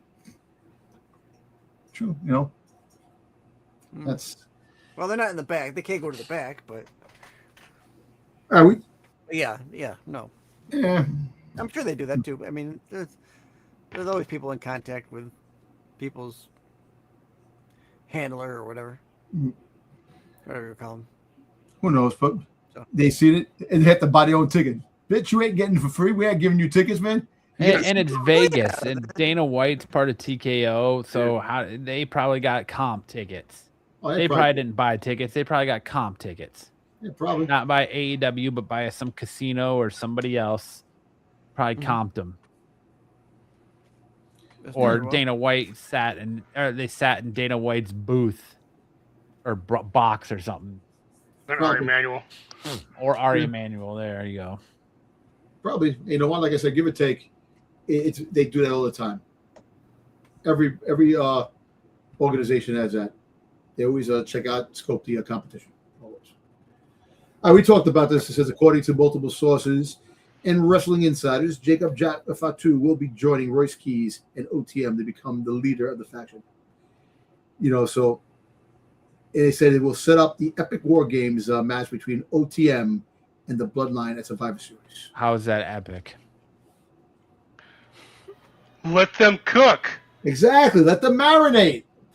So that means you're either going to have Solo Sikoa and LA Knight join Roman Reigns, who just whooped his ass, or Royce Keys, who just whooped his ass, or not be involved in the Bloodline match at all. Or not involved in the War Game match at all. I could tell you. So if Jacob leaves the Bloodline and goes to OTM, what do you think Roman's going to do? That leaves what? War Games traditionally 5-on-5, right? Yeah. Either 5-on-5 or 4v4. So you got Roman, you got Jimmy, you got Jay. What do you think Roman does? Besides Aura Farm? Besides Aura Farm, his entrance, yes. Who just showed up on SmackDown that is leading his family? Oh, Haku. He goes and cuts a deal with Haku for the MFTs to join him in the War Games match. And Jacob Fatu is going to take a trip down to Orlando, where his old tag team partner, is waiting in the wings at NXT and one Zilla Fatu. And you're going to get Zilla Fatu, Jacob Fatu, and OTM versus Roman Reigns, Jimmy and Jay Uso, and the MFTs. Where does that leave Solo Sikoa and LA Knight? I think with their own faction, with their own group. Doing what? Picking each other's butts? They get Seth Rollins. No. Because LA Knight and Rollins still have beef with each other no matter what. They do. But I was saying they have beef, but you never know. Maybe Solo tells Seth, listen, we both hate Roman, so that might help. They all hate Roman, so it could help. Even though LA Knight has problems, which cause for more even tension, even bigger tension. It's great because then you could all these things could. Yeah, that would have been great. It'd be a friggin' slobber knocker. That'd have been great before SummerSlam when you had Roman finally dispatch Seth. Now you have no reason to put Roman and Seth against each other anymore. Yeah, well, there's nothing there anymore.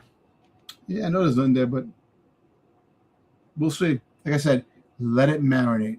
Let it milk it out. Let's see. But yeah, that's that. We'll check it. It's always a surprising thing to see what happens in Survivor Series, what leads up to that, and what's going to be. War Games might turn out to be something big. Who knows? But we'll wait.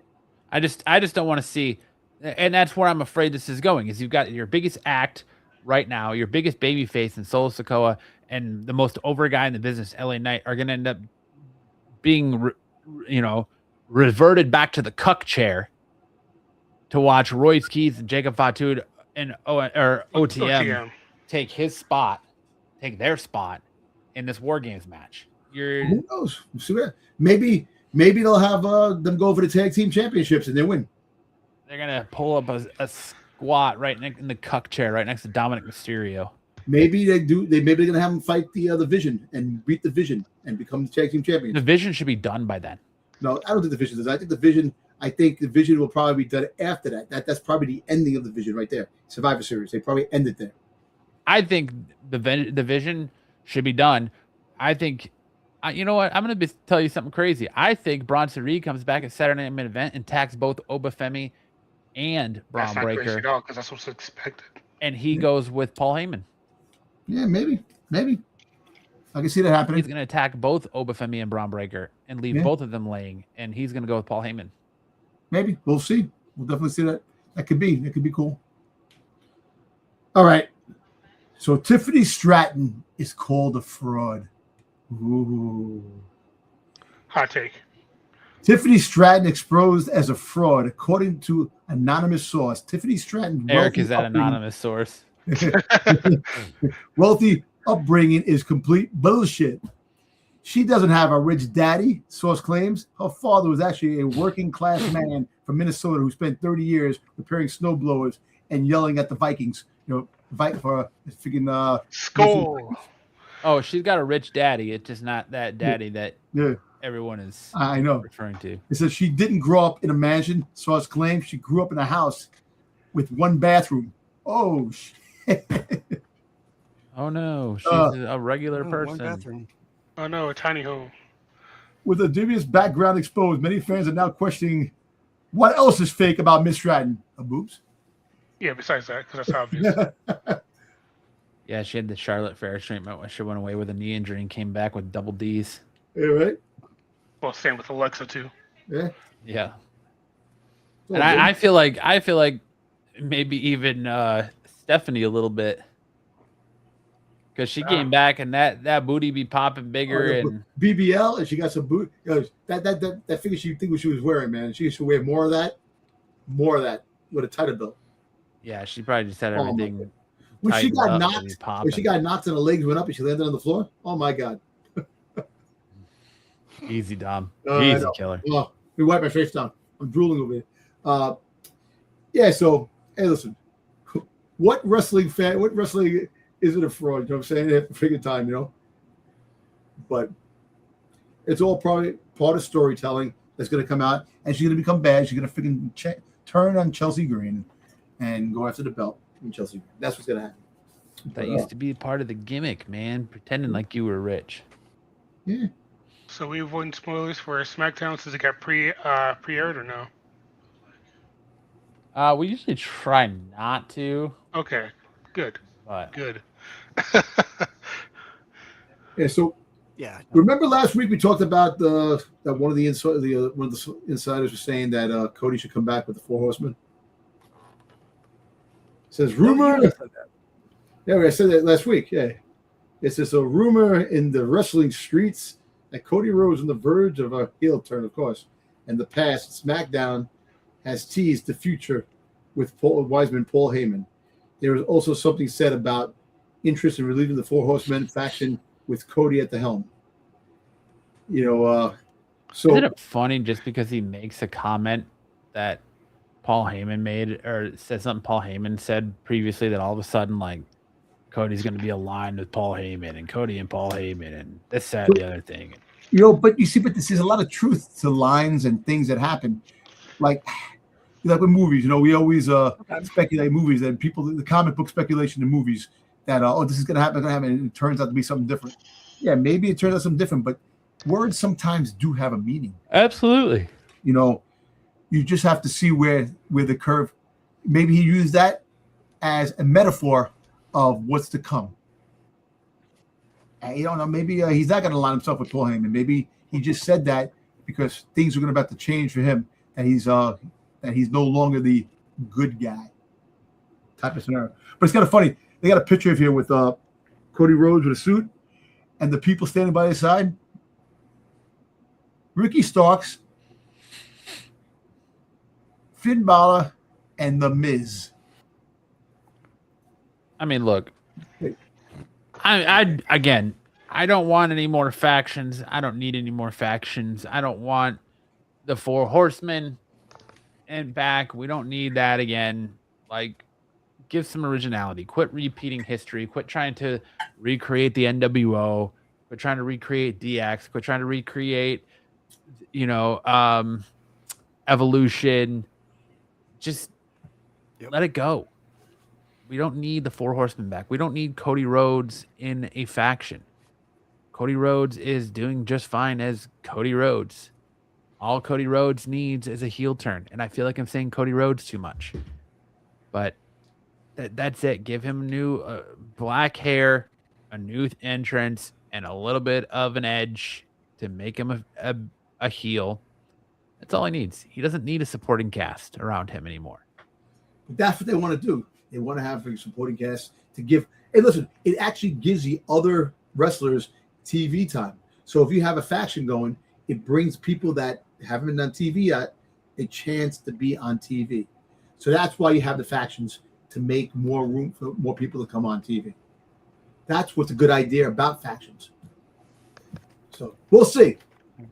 Hopefully, after Survivor Series, we'll get the heel turn freaking Cody. So, yeah. All right. This is my last one. We freaking talked about it. According to the SMD, Jey Uso's girlfriend, Jada Parker, is set to make her main roster debut and join the OTM and Royce Keys. So she actually... What? Why? Because she was in matches with them on NXT. Yes. So she's from Oakland. But maybe it could be that she's from Florida. Hey, she's annoying. Jada Parker come out and smash everyone. Run down Disney. Hey, listen, you want to make wrestling great again? You bring in Jada Parker, and I'll be there. Woo!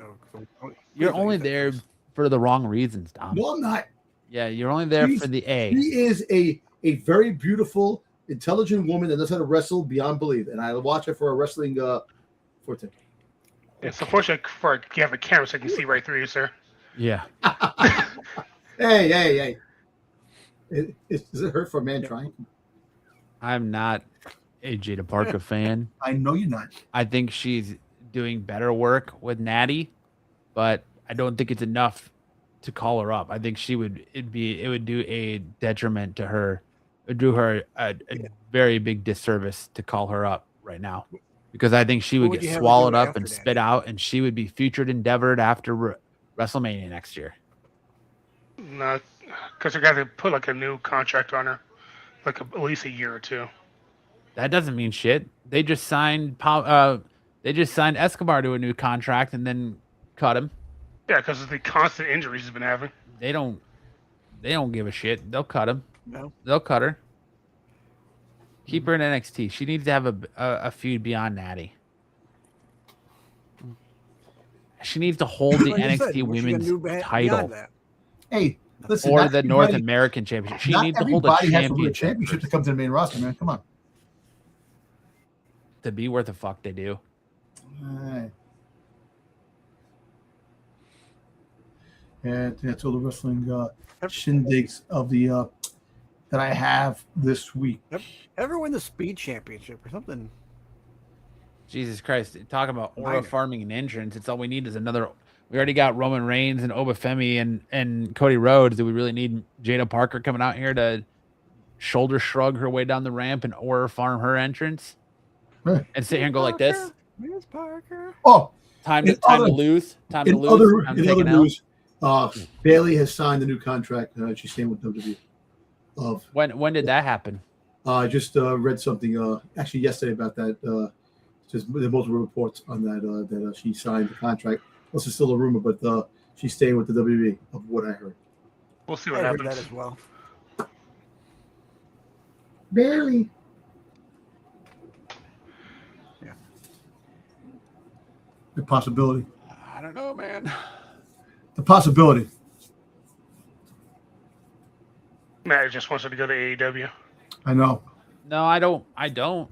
I like Bailey. I've been a Bailey-aholic since she was the hugger and you want to BBL her. And I think that she needs to get rid of the role model gimmick and get a new gimmick. She did have the end the role model gimmick when she was with Damage Control. Nah, she was still kind of doing the role model thing. I mean, it's just her song or her interest. She still has role model. That's it. Yeah. Do you know where she needs to go? Where? LFG. Or just to be as a coach or what? Yeah. To go with the young. I think her. I don't want to say her time in WWE is over, but I think her experience and what she's done would help the kids down in LFG and. Listen, eventually she probably will after she finishes. She still wants to wrestle. She still has some wrestling. I'm sure she still wants to wrestle. If she still wants to wrestle, then she should go to AEW. Yeah, WWE. She's done everything there is to do in WWE. So why not have her go to AEW? Why not have her have a couple more matches with Mercedes? They had bangers in NXT and WWE when they wrestled each other. So why not have her go to AEW and do that? Like, I just want to see her go be happy and wrestle where she can wrestle. But I think the fact that she is happy on her current state, I don't think she wants to wrestle that much like she used to. Yeah. But I think that she definitely, I think she likes the WWE, and that's another thing too. Like I said, look, who's to say what's going to happen in the future? Like, you might get her in AEW one day in the future. You might have that match where she shows up, at one of the pay-per-views. But he still has a lot to work with. There's still a lot of wrestlers here that are coming up. The new talent. She needs her to wrestle with new talent. She might show up in NXT with Jada versus Natty. You don't know. Yeah. She could go join AAA again too, though. Yeah, she was good there too. I think. Triple A. Yeah. But that is the Dom's Dirt Sheets for August 27th. That's honestly where I think Lola Vice should go is AAA. Yeah, wash your sheets, Dom. Yeah, wash my sheets, my dirty ass sheets. Yeah. Remember, make sure you wash your ass too as well. Those are Dom's skid mark sheets. Wash your sheets. The racetracks. Hershey Highway. All right. That takes us into the 3 count where we review this week's TV professional wrestling with our best moment, worst moment, and what were they thinking moment of the night. As always, we're going to start with Friday Night SmackDown from last week. As a quick recap, last week's Friday Night SmackDown, we saw the WWE Tag Team Champions, the MFTs, in action versus R-Truth and Damian Priest, with the NMFTs picking up the win. You got Tiffany Stratton versus Lash Legend, with Lash Legend picking up the win. You got the Undisputed. You got 3 matches on SmackDown last week, ladies and gentlemen, in 2 hours. 3 matches. Because Blake Monroe and Julia never started. No contest. It just started. It didn't even start. It didn't even start. So, yeah, and then you had the Undisputed WWE Championship, CM Punk versus Kevin Owens, with CM Punk retaining after Sami Zayn hit Kevin Owens with the title belt. Thoughts on SmackDown last week? Go Sticks! I choose you. I thought it was boring. It was better. Riveting fucking description, Sticks. I was bored. I watched it in a replay, and I was kind of bored. I didn't really pay great attention to it, to be honest. Because are you literally just doing something else? We just had it on the background. Yeah. What do we all think of Takahashi's new name? It's all right. I don't mind it. I mean, just literally just means madness. Yep. Got evil and madness now. Naraku.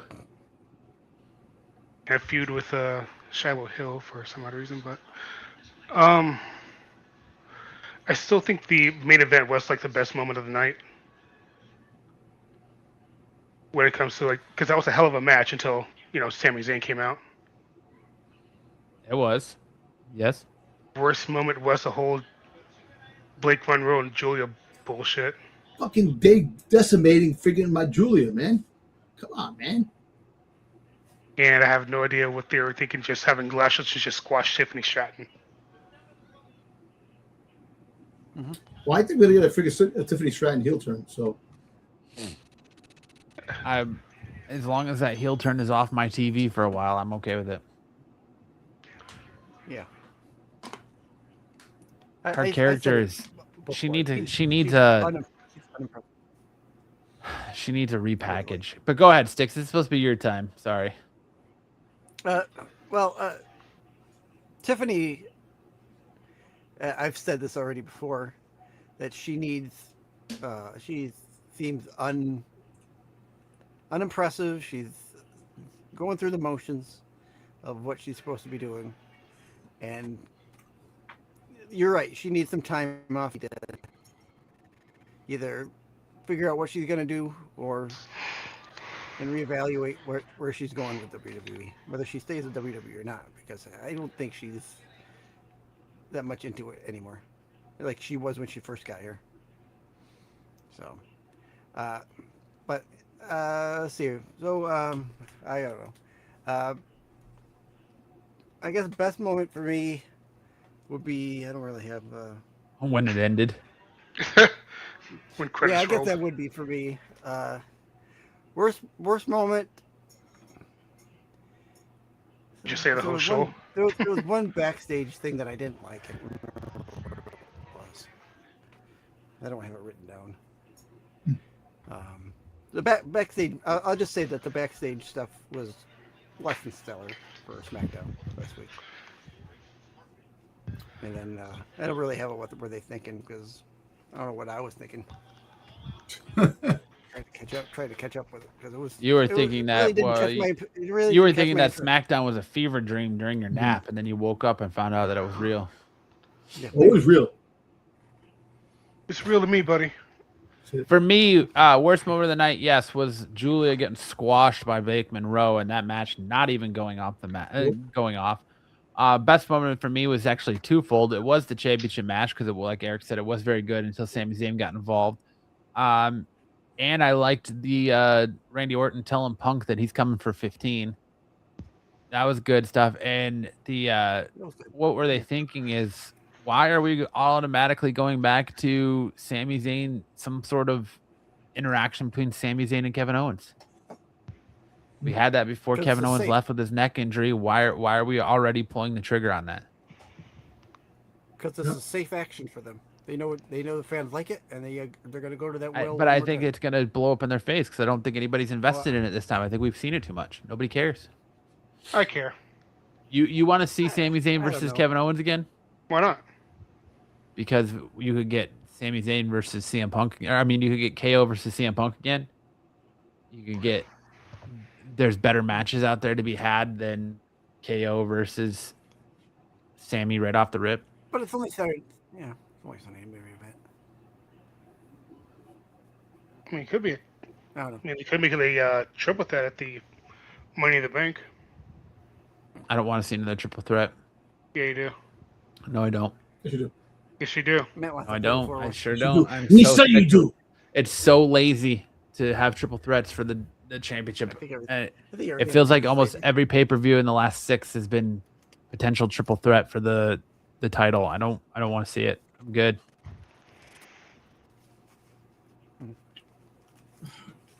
Go ahead, Dom. So my best moment definitely was the promo between Cody and Randy and the championship match at the end.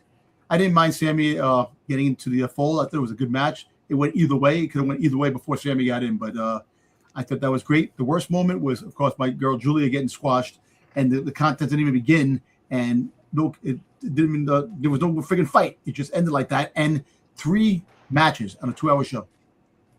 Come on. You know, I know you want to do a reality type of show, this and that, but 3 matches, you need to have at least 4 or 5 matches in a 2-hour show, and then have the promos and have that. You can't just count on 3 matches. Yes, the main event was Kevin Owens and CM Punk, which took a lot of time. That was the big match.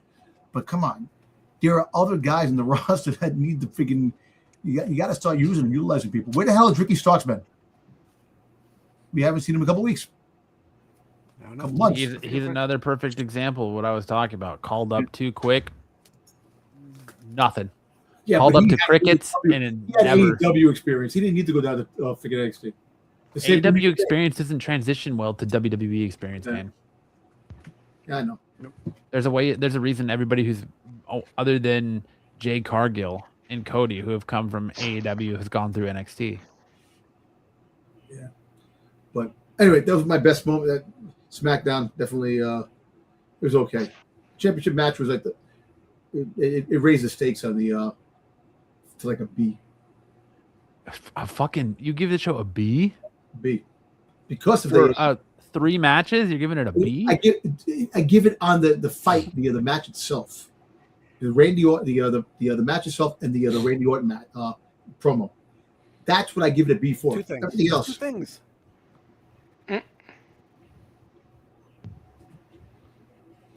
I feel like somebody could hand you a McDonald's double cheeseburger and tell you it was gourmet. Nah, it wouldn't. But I would know.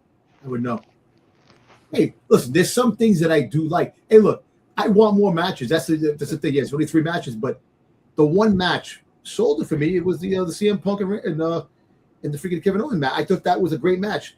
You were left to believe that Kevin Owens was going to win this damn thing, and then Sami Zayn comes out of nowhere and rips your heart out. You have all this talent. I know that you're not utilizing. I know that you're saying you don't have TV time, but you're giving us 3 fucking matches in 2 hours. That's why I say at least 5 matches. You should have at least 5 matches. But I gave it a B because of the promo and that fight, not because of the rest of the shit. I hope you mean you give it a B as in Plan B because it should have fucking been aborted. Is what I'm hoping, because that show sucked ass. Besides the main event, SmackDown sucked ass. Well, it did suck ass. You know what? I gave it the benefit of the doubt. Go ahead, Eric. I already gave you mine. I want to hear it again. Really? Yep, I do. More time with feeling, please. No, not feeling being used. Fuck that. I'm not using you. I'm not trapping you. I just want to hear it again. He's trapping you, man. Don't fall for that. I don't remember. That's a lot. You just quoted me earlier. What the fuck? The main event. You see? You like the main event. I forgot what your best moment, worst moment were. You already said. I already said the best one was the main event. Right. Until What was the Sami Zayn. worst moment? What were they thinking? Worst moment was the whole Julia Blake Monroe BS, Getting squashed. Yeah. and what we thinking was the squash match with Lash and Tiff. So what's your overall score of SmackDown? C+.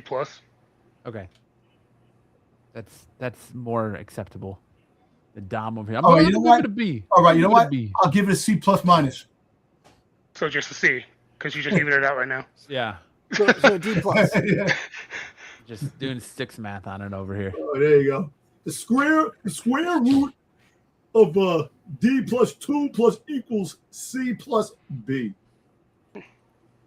God help us all. All right, moving on to Monday Night Raw. Monday Night Raw saw Stephanie Vicaire defeating Roxanne Perez by pinfall. Fucking Roxanne. Very. The World Heavyweight Champion #1 Contenders Tournament semifinal match, Rey Fénix defeating Dragon Lee by pinfall, which is a fantastic match. The best freaking match. Awesome. Big Cass defeating Javon Evans by pinfall. Then you had your World Heavyweight Championship #1 Contender Tournament semifinal match, Penta defeating La Parca. And then you had, and how about Corey Graves saying that La Parca was a superstar? He technically is in Mexico. Yes. Which version of La Parca? Yeah, Well, there's La Parca and LA Park. Choose.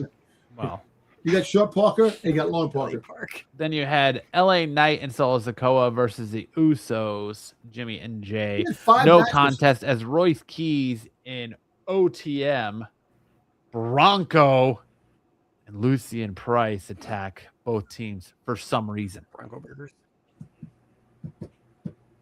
Eric, let's start with Eric. Monday Night Raw, go. So, best moment was the Rey Fénix Dragon Lee match. Yep. I did like the Big Cass Javon Evans match until the end, which just ended with a big boot, which I don't know why. Worst moment. We gotta stop bearing Roxanne for some odd reason. The Roxanne, poor Roxanne. They got to get her away from the Judgment Day. Definitely. And what were they thinking is why did they give La Parca and Penta such a short match compared to what was shown earlier that same show? Time restraints. It's just disservice because they gave so much match between the Vicaire and Roxanne match and the Javon Evans and Big Cass match. They could have left some room for Penta and They should La really be Parca too. highlighting. You're right, highlighting these matches for the tournament. That's what you should have been doing. That they should have been doing. You know, and everything else should have been secondary. I can tell you Listen, why. they are not time constrained. Don't let them tell you that. I can tell you why. So, what you had Stephanie Vicaire and Roxanne Perez. So then they had to give the Gooners plenty of time to clean themselves off. Well, after you see the Devil's Kiss, finally, Yeah. look, that camera work was give that guy a raise. Dom is proving my point right here.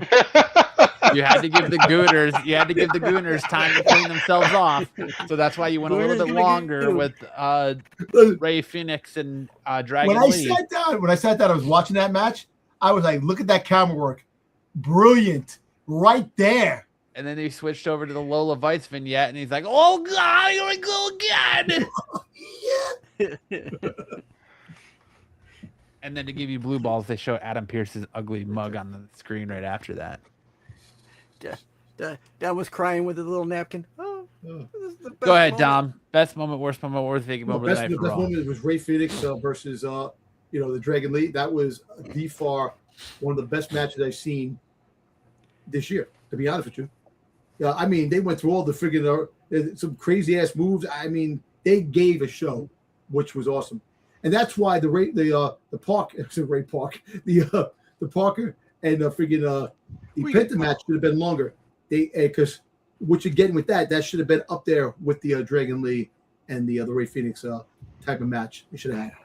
Yeah. The worst moment, was they buried Roxanne. I feel bad, man. Roxanne Perez, she's the prodigy, man.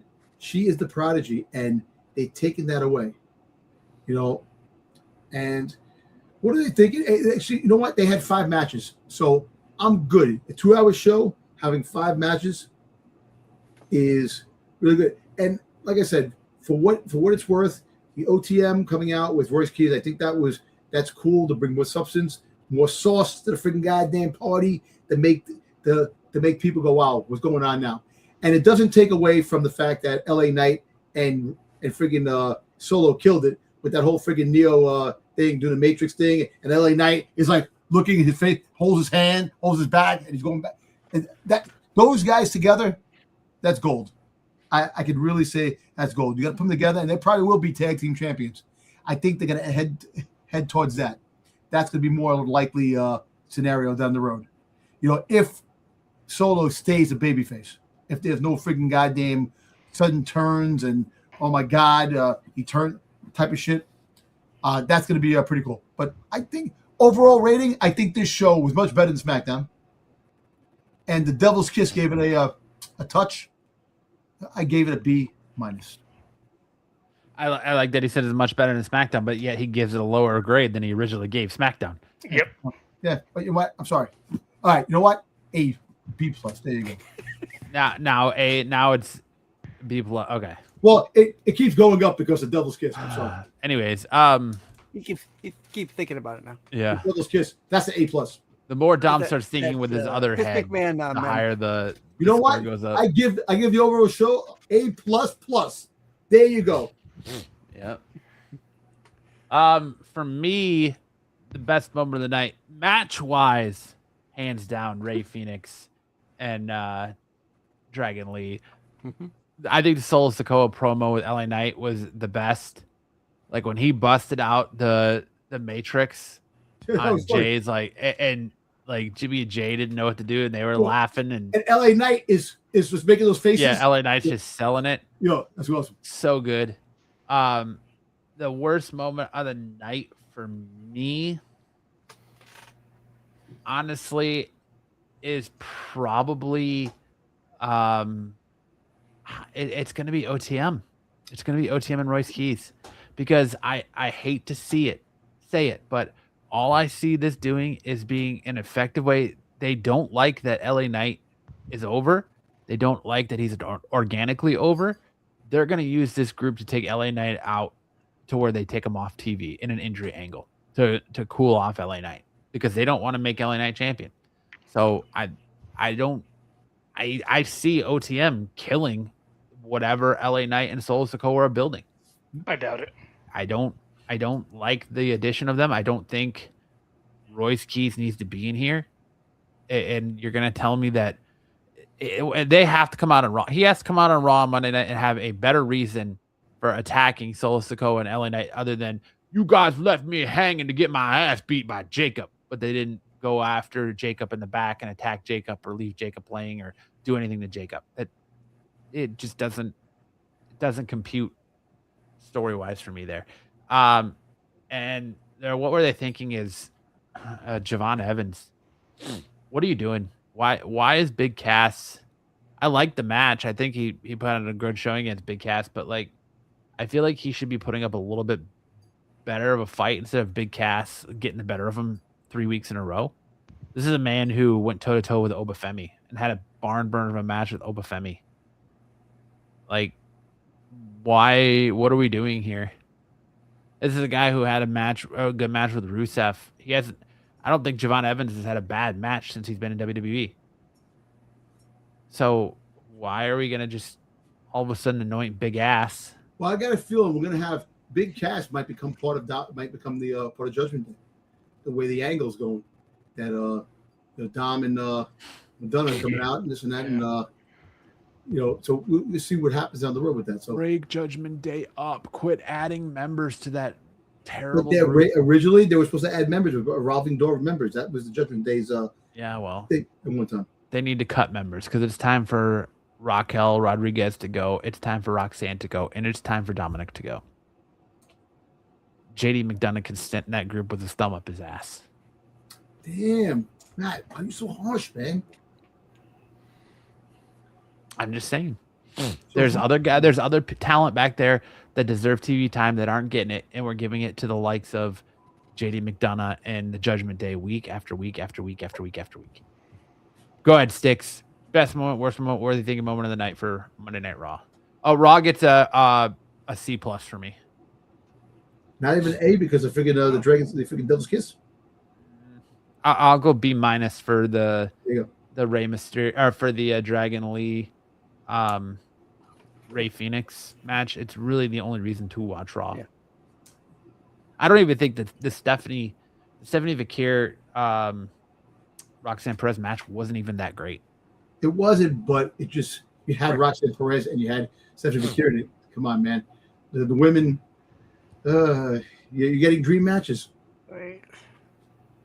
No, you're getting wet dream matches. I think. I didn't say that. No, but that's just what It's implied. you're implying. You're getting wet dream matches. I am a freaking scholar, Christian boy.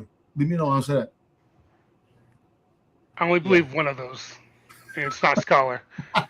It was a different time back then. It was a different time. Oh man. I'm up, right? So Yeah. I'm kind of gonna echo all you guys. Best moment, definitely the Phoenix Dragon Lee match. Worst moment for me, because it didn't quite make sense yet to me, is the OTM coming in. Maybe it'll make sense in the next week or so, but right now on Raw, it did not make sense. So I didn't know what to think. What are they thinking? And again, I'm agreeing. Roxanne should have a win.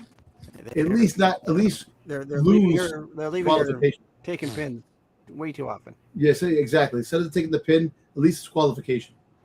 You don't bury her that way. Yeah. I'll give her a B.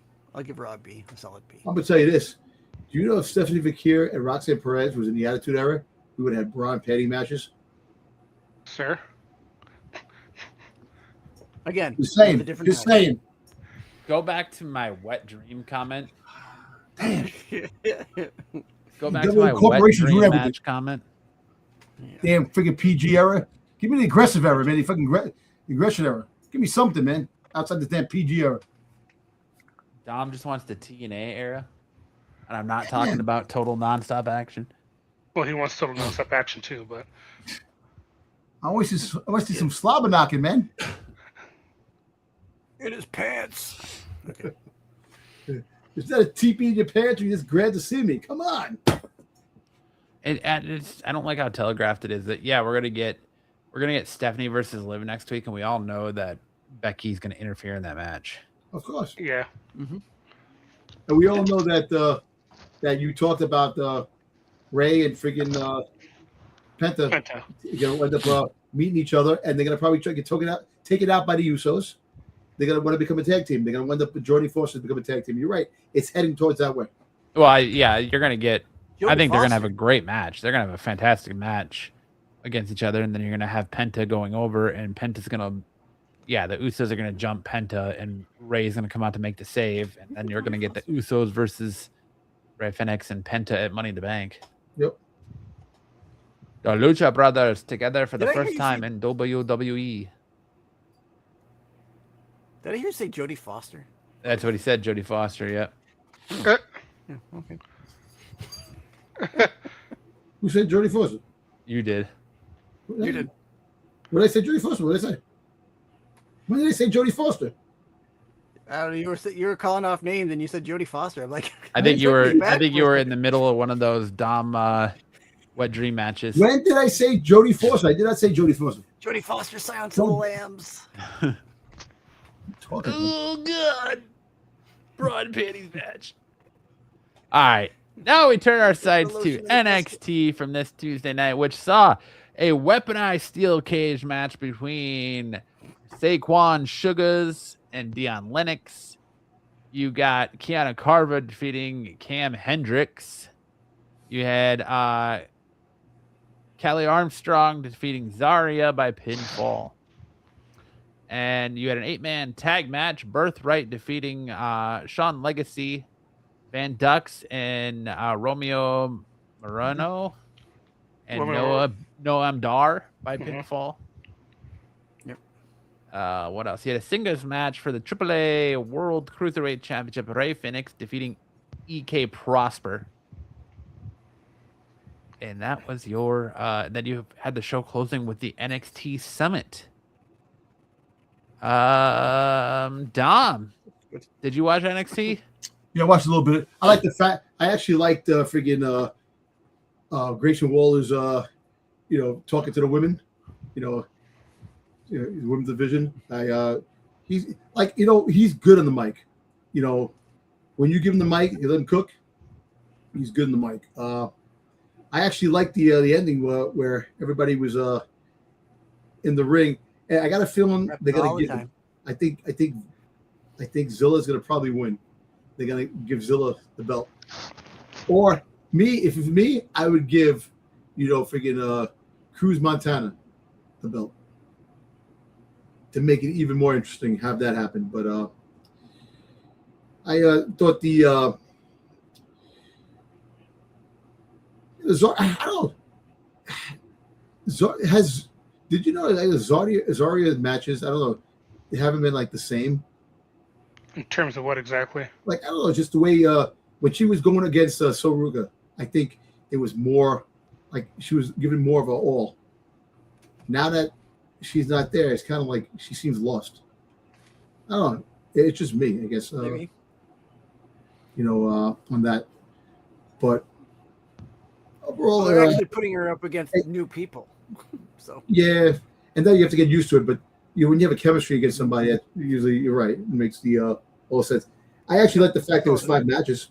We had 5 matches in this 2-hour show. 2-hour show. That's what you should be getting. Not 3 hours. Not 3 matches in a 2-hour show like SmackDown. But other than that,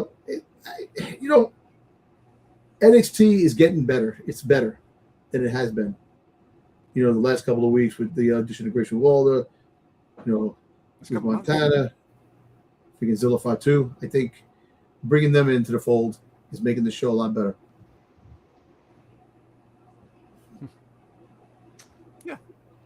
Yeah. Me, best moment of the night was hands down the weaponized steel cage match between Saquon Sugars and Deion Lennox. I think Sugars is the best thing to come out of his Dark State. The rest of Dark State are just, he's running laps around all of them, especially Deion Lennox. For me, what were the thing moment of the night was the kind of the NXT Summit. Like, it just didn't really make sense to do that angle. But I agree with you. I think that Zilla Fatu is probably winning that championship to bring Tony D up to the main roster. I think Cruz Montana is going to win the NXT North American Championship at some point. Who even is the NXT North American champion? Tony D. Oh, no, North American. North American is Miles Bourne. That's right, Miles Bourne.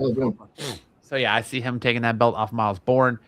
And then my worst moment of the night is Zarya losing after she was so dominant in that match. That I was not a fan of that. Because I kind of agree with Dom in a way that, like, I don't think they're having Zarya play, like, she could really be like that female Brock Lesnar type. I mean, for fuck's sake, she does a spear and she does an F5. Exactly. Like, she could really be that powerhouse woman that NXT needs, but for some reason they keep having her lose to lesser opponents. Yep. And especially to make, and they did it just to make this a triple threat match. Yep. Because the winner is going to unify this Women's Speed Championship and the Women's North American Championship.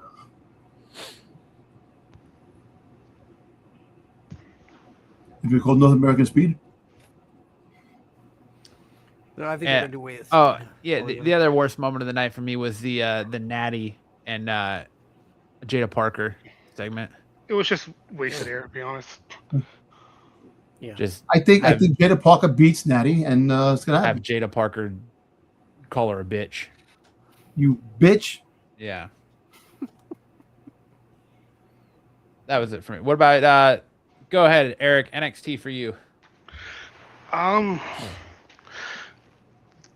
only like really two good matches was the Ray Phoenix, EK Prosper, and the Weaponized Steel Cage match.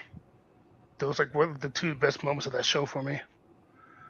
Worst moment was the, like I said, wasted air that was Natty and Jada. As much as I like Jada.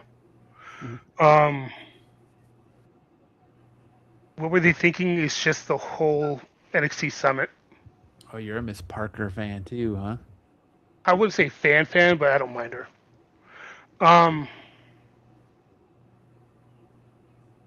Just having Grayson Waller come out and just after that, just everything explodes. Why? And since Zilla has picked up the belt, I don't think he's not getting that thing. At least not a heat wave. Yeah, that is usually the MO where the last guy to hold the belt doesn't win it, huh? Yep. Do you think Tony D retains that? I don't know if Styx did a heat wave I didn't. predictions, so There's also the AAA event that's happening before it as well. To be honest, I hope Grayson Waller gets it because it will actually change everything. I agree. Grayson Waller holding that title does throw an interesting caveat into NXT. Yeah. And then it really like solidifies that Marty Jannetty line that he made about Austin Theory, because at least he's holding a world championship where the best Austin Theory can do is a tag team championship. Yeah. Right. But otherwise, I give it an A-. I mean, honestly, for me, I would be okay with any of those guys holding the title at the end of the night. If it's Tony D, if it's Cruz Montana, if it's Zilla Fatu, if it's Grayson Waller, like I just want a good match and I want a good showing from Zilla Fatu. But I think they put the belt on Zilla just because they want to push. It seems like they want to push him to the moon as fast as possible. That's what we thought about Mason Rook, and look what happened to him. Well, I didn't ever think of that about Mason Rook. Go on. I've been on Mason Rook's case since he debuted. Yeah, I know. That man Ducey.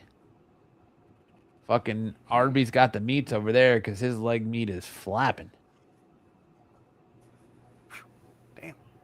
What do you got, Sticks? I'm gonna kind of echo Eric. My best moment was the weaponized steel cage match. There was a couple spots in it that a couple slip up, but on the all, it was probably the best match of the night. Worst moment is man, I do like Jada Parker, but that the whole talking back and forth with her and Natty was kind of cringy because it's like you were just waiting for I'm gonna make you submit. Something. Yeah. Oh, this is what I want to hear from you. This is, it's like, oh god, that's just not it.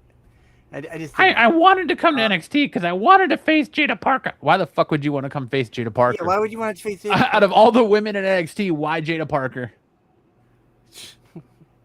She's the best. I don't know. That's a fucking lie. Hey. She may have the best assets, wouldn't she be the NXT Women's Champion? Hey, maybe they got other plans for her. If she was the best, wouldn't she have held any title in NXT? In the 4 years she's been in there? Maybe she cooks. There's no women's tag team championship in NXT. There used to be. They're on the main roster. They've always been on the main roster. She wants something. She can, but she hasn't. What are they thinking? What were they thinking is the Summit Every time they put on the Summit, the same thing happens. There's a melee and a brawl. It's kind of like, if you have a contract signing, probably someone's going through the table. If you have any kind of meeting, someone's going to get taken over the ropes. There's always a certain thing that happens for a certain thing.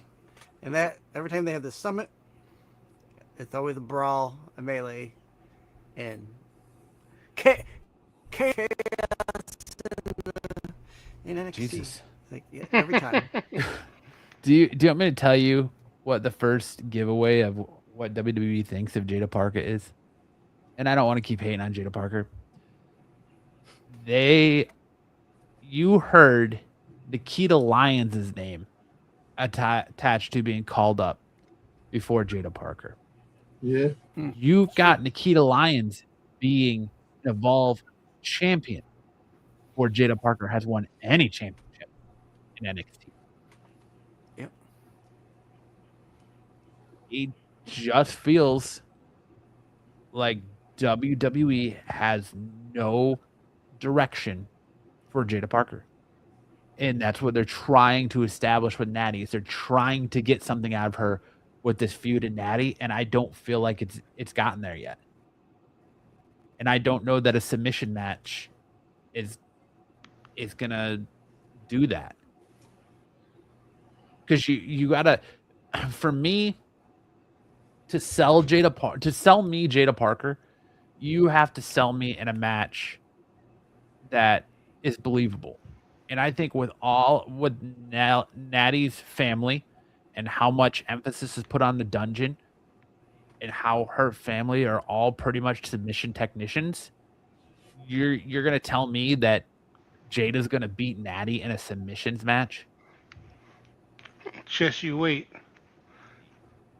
For what? I haven't seen Jada do any submissions, to be honest. Right. So for me, it would be more believable if she beat her in a last woman standing match, if she beat her in a street fight, if she beat her in a steel cage match, inside a Hell in a Cell, lumberjack Jane match, anything like that. But a submission match is just not believable. But Dom's probably right, to his credit. She's going to probably beat Natty because WWE thinks, oh, well, if Jada Parker beats Natty in Natty's match, it's just all of a sudden going to propel her stardom. And I don't think that's the case. She's an entrance. Is that going to how long is that going to transition to on the main roster? Well, like you don't see people yeeting really for Jey Uso anymore. Yeah, but the Jey Uso's on there, girlfriend. He goes on there now. He got divorced from his wife to be with Jada. So, he got. What does that have to do with his character on TV? I know what I'm saying, but he could push to have her come up to the main roster. Yeah. And you can have Roman, you bring her up there. Nepotism, let's do it. Roman's all about family, so she'd be telling Jay to stay with his wife, and so should Jimmy. I know. Stay with your wife. Why are you ruining your family? Why are you breaking up the family? Come on, for younger ass. Yo, but look at that. Come on, you can take that perspective. That's why. Just my thing is I want to like Jada Parker, but I just don't feel like she's shown me much of anything. And she's been in NXT for what, 4 years? Yeah, but you know what? Maybe it takes a little bit longer for her to come up. And then she comes up and she becomes a champion. Maybe the biggest thing is the mid card. She wins the mid card in the WWE. She's just gonna North American? I'm just afraid she's gonna be another God, I can't even think of her name now. I haven't seen her on TV in so long. Which one? You can describe. Ivy now? No. God, why can't I think of her name? Jordan Grace. Well, listen. Well, Jordan Grace can wrestle, though. Jordan Grace was a champion in TNA. So she was different, and they went out of their way to get her and not to have her on TV. But she actually had a cryptic note. She said 74 days until she gets released, or 74 days not being on TV. I think it's 74 days she hasn't been on TV. Okay. Mm-hmm. I think so too. But that's my thing.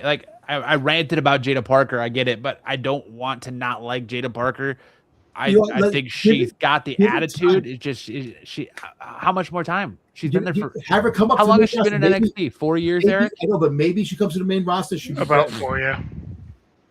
But if she can't do it in NXT, what makes you think she's going to be able to do it in the main roster? I don't know. Give her a chance. Let her remember. Maybe this is the signing point. She beats Natty. She's had plenty of chances. Yeah, if she can't cut it in NXT, why should I give her a chance in the main roster? The main roster is supposed to be stepped up. The main roster is for people who progress. I thought the whole thing with NXT was what evolved was if these people aren't progressing and they're not taking that natural step and moving up, we're letting them go. And I kind of feel like this is what it is for Jada Parker. This stuff with Natty, like I've said before, is her final test. And if she can't get over and elevate after her stuff with Natty, I think WWE is going to release her. I think they're going to let her walk. To that point, I think they want her to be better. They want her to be better because that's why they put Natty down there with her. But if she can't get over this hurdle, they got nowhere else to go with her.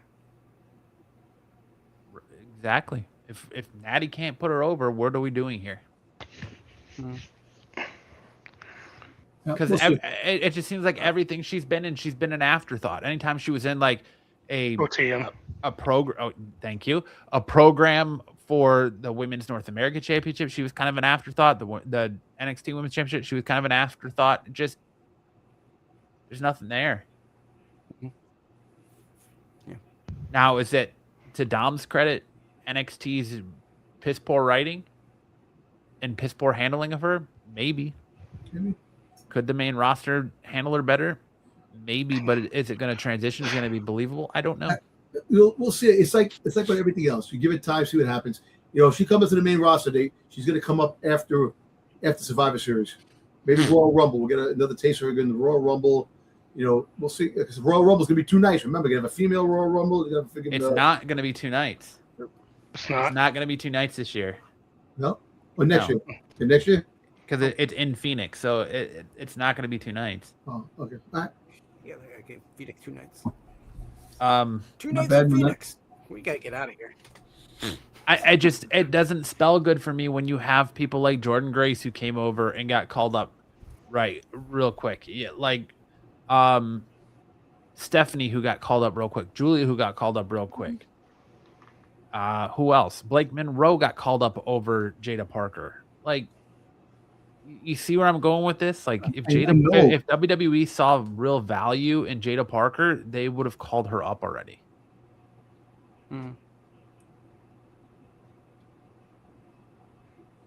We'll see. Yeah. I hope she does good for them. I mean, she's kind of got that Bailey thing going for her too, where she shows up, she works a program, and then she's not seen on TV for 6 months. Look, we said the same thing with Trick. Like with Trick Williams, I know Trick won championships and that, but his mic work was bad. He's actually got better on the mic now. He has. Jada Parker's mic work is pretty good. She could wrestle pretty decent. She may not be the best, but if you get one of those aspects up, that will give her a legitimate shot to come up to the main roster.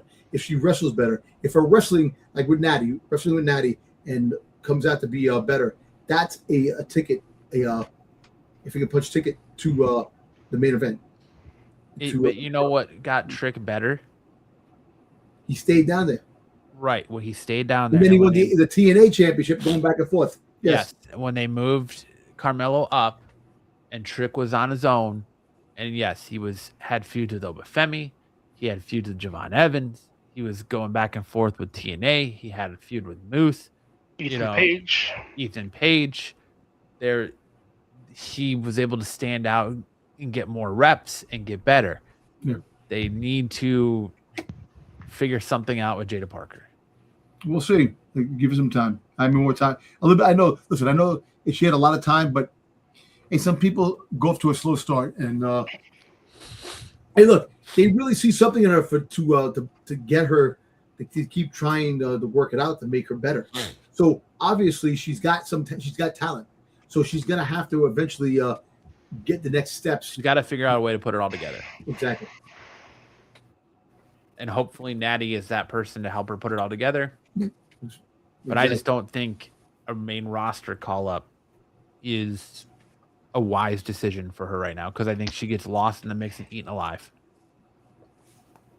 We'll see. Only time will tell. And she'll be back there. Her and Ivy and I will be French braiding each other's hair because neither one of them will be on TV. They'll just be chilling at main event. Or chilling at main event, yeah. But, all right. Moving on. Dynamite. Did anybody watch Dynamite last night? Nope. I did not. Yeah, me neither. All right. So there's that. So now we hand it over to Sticks. You got a hot and cold this week? I do not have a hot and cold this week. No, I do not. I'm going to try and do that a couple times a month, not every week. Cool. Way to participate, Sticks. Way to really add value. Hey, Sticks, don't worry. I got your back. You do a good job. Sometimes when you Thank you, Dom. Yeah. Just Dom thinks you do a good job when you're in the chat. Yeah. Yeah. That's when you're funny. Sticks is hot in his wrestling takes. His cold is his internet as always. Yeah, exactly. There you go. Fire is Only hot. once a Water's month. Every now and again. Come on. That's a twice a Didn't month. Didn't even last come week. in. Didn't even come in with an NXT heat wave predictions. Did he? Nothing. I didn't think about it. I didn't. And this is the guy who last night was like, listen, we haven't been doing NXT PLEs for a brother, long time, you were a day ahead of schedule. Yeah. I know I was. I was too. I was in the challenge. Where is everybody? You were a day ahead of no schedule. show tonight? I'm like, Only I'm Wednesday, dude. getting ready to go to work last night. And I'm like, wait a minute. You got me even thinking. I'm like, what? Today's Wednesday. What show? Day ahead of schedule and still no segment. All right, to see how it is. That's why we're the best I'll do better. wrestling show on the internet, right? Why not? Going Raw ain't got shit on us. Yeah. Wrestle Talk who? Yeah. Yep. Oh, man. WrestleLamia, more like Wrestle Put we Me to got no Sleep. Yeah. WrestleMania. Lamia. That's actually We're not off. We've More got like- no script. Wrestle Give Me a Break, yeah. Anyways, all right. Anything else you guys want to talk about tonight? Professional wrestling That's watch, right. anything Is else it- you want to touch Heat on? Wave is this weekend, right? Heat Wave is this weekend, yes. Damn, Sticks. And so is AAA. And, Damn, and so Sticks. is I've been doing their AEW. PLEs for a long time. Damn, Sticks. It When was does the the last New time we Day did an show up NXT at All In to help Yeah. out Trick Will or help out I don't know. Swerve. Because there's been like some kind of a controversy with New Day. So I don't know if New Day pops up tomorrow, but most likely they probably do because that's going to be the big draw. Team up with Swerve. All in? Oh yeah, that's They got to team up with Swerve because they want to go for that triple threat, the match, the trios championship. I think if New Day does not show up at All In, everyone in Wembley is going to be pissed off that they bought a ticket to that show. We only bought tickets for the New Day. And guess what? And guess what? Freaking NXT will win the battle. All right. Pissed if I were them anyways because they're not getting. I didn't catch a single fucking word of that.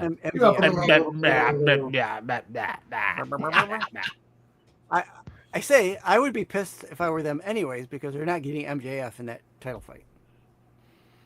I'd be, Agreed. They're getting. You got Kenny Omega and Will Ospreay though. Like, Yeah. I think I the mean, whole world that's not a knows. bit, but The whole world knows I that think the Will Ospreay is going over. Yeah, I'm gonna have to. I'll probably catch it this weekend. I'll probably watch. We'll talk about it.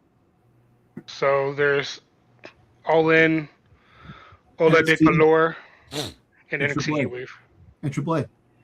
So much wrestling this weekend. This weekend. All on a Sunday, tomorrow, right? Triple A tomorrow and Saturday. Saturday. Saturday and Sunday. Tomorrow and Saturday. Wait. Oh, you mean it's Tomorrow the and Saturday. it's the 2-night event? 2-night event?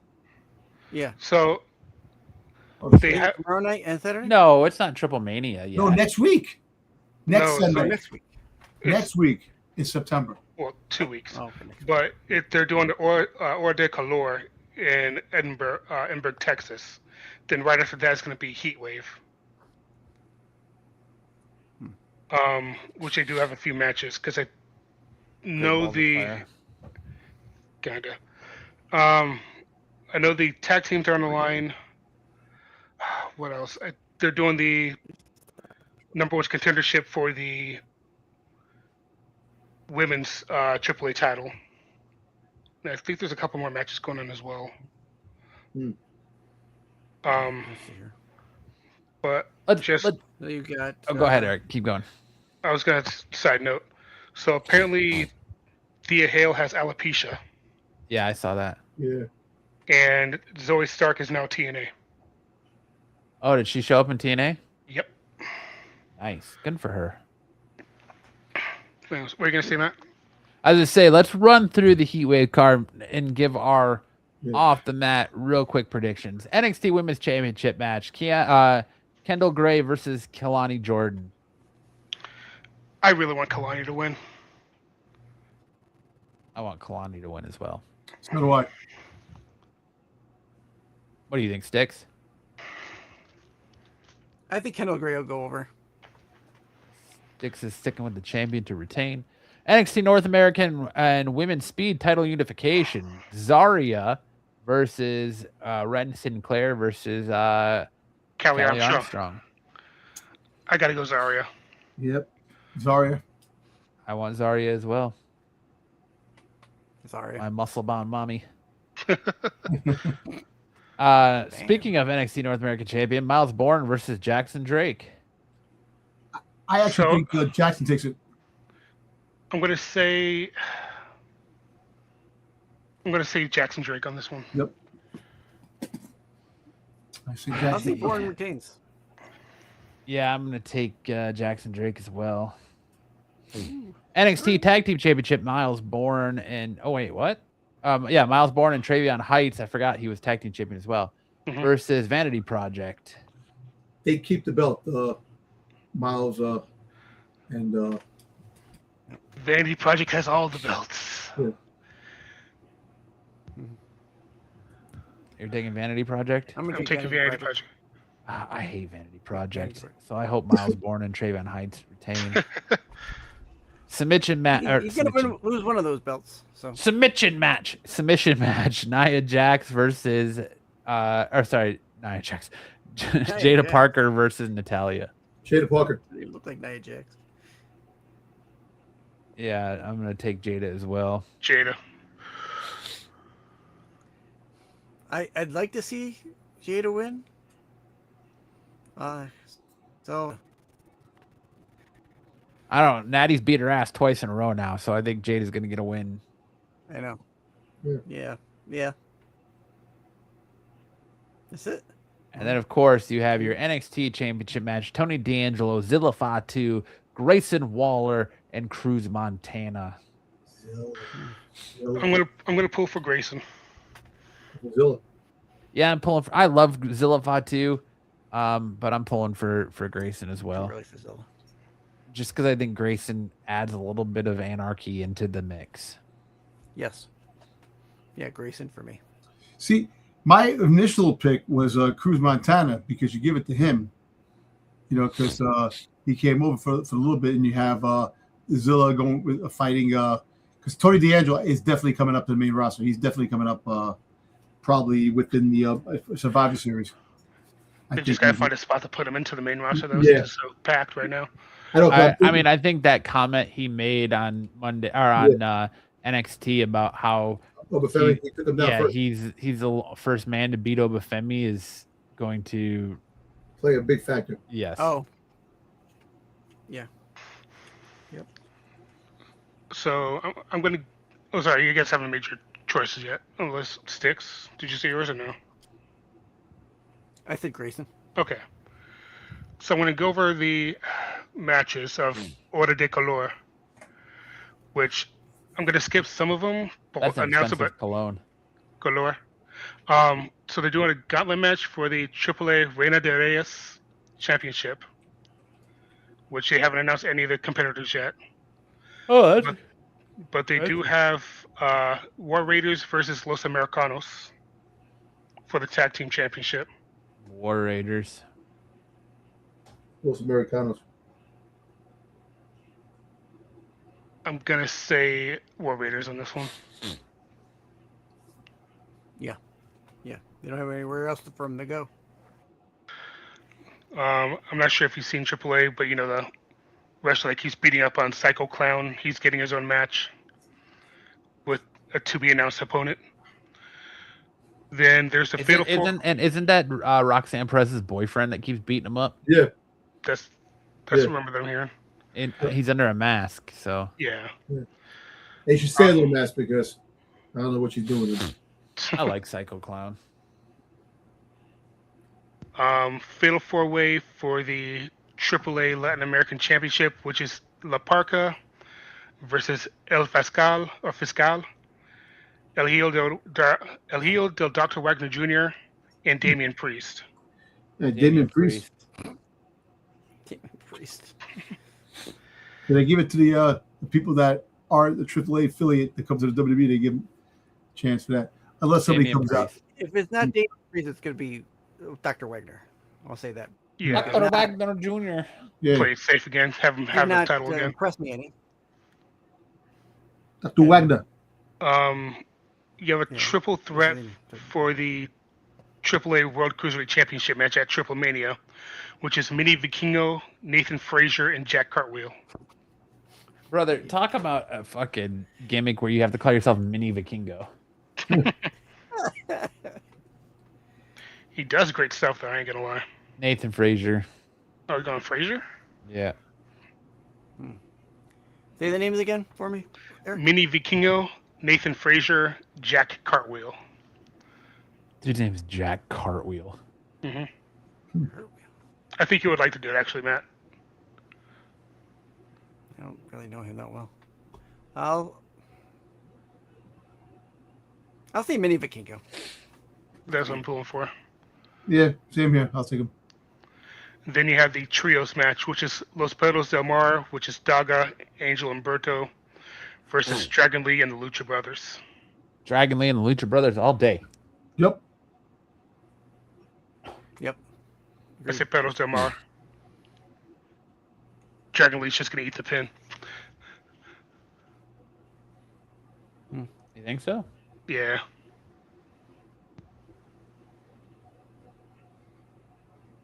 Because the faction's too fresh, Lucha Brothers are too hot, and then there's Dragon Lee. Jesus Christ, dude, you have so many matches for All Out. Or All In, I mean. They always have like 10 or 11 matches. Right now you have the AEW World Championship match, Kenny Omega versus Will Ospreay. Ospreay. Yeah, Ospreay's winning that match. Ospreay. AEW Women's World Championship match, Willow Nightingale versus Mercedes Moné. I think we all know who's winning that match. Wolf, Ospreay, Mercedes, definitely. Eric's taking a pee. You got the AEW World Tag Team Championship match, Adam Copeland and Christian Cage versus the Young Bucks. I actually think the Young Bucks are going to win that match. Cajun Yep. Cope. Young Bucks are retiring. Cajun Cope. Then you got the AEW Women's Young Bucks World Tag return. Team Championship match, Divine Dominion versus the Brawling Birds. Dominion. Dominion. Dominion. You got AEW TNT Championship Falls Count Anywhere match between Kevin Knight and Darby Allin. I think Darby Allin wins that match. Yeah. AEW International Championship match, Kyle Fletcher versus Takashita versus Okada. Take a shitta. All these Takeshita? Takeshita. Why'd you say take a shitter? Then you got the Casino Gauntlet match. Andrade El Idolo entering 1, MJF winning 2, and Tommaso Ciampa versus Chris Jericho versus Mark Davis versus more to be determined. Chris I think the Jericho. more to be determined. I think Andrade is going to win that Andrade. one. Then you got the Trios Championship match, Hangman Adam Page and Brodito versus to be announced. And we all know it's going to be Swerve Strickland and the New Day. What would their faction be called? Because they can't use New Day. Same old day. Boo. I don't know. How about a day the day after? What's to come days? That's a good. Day to remember. Just Twilight. Day to remember. Swerve nights. Swerve days. The fake Days of our swerve. The days of our swerve. For the goddamn soap opera. Days of our lives. Daylight comes and they want to go home. Then you got the AEW Continental Cup Finals: Jon Moxley versus Nigel McGuinness. I think John Moxley. Mox. Yeah.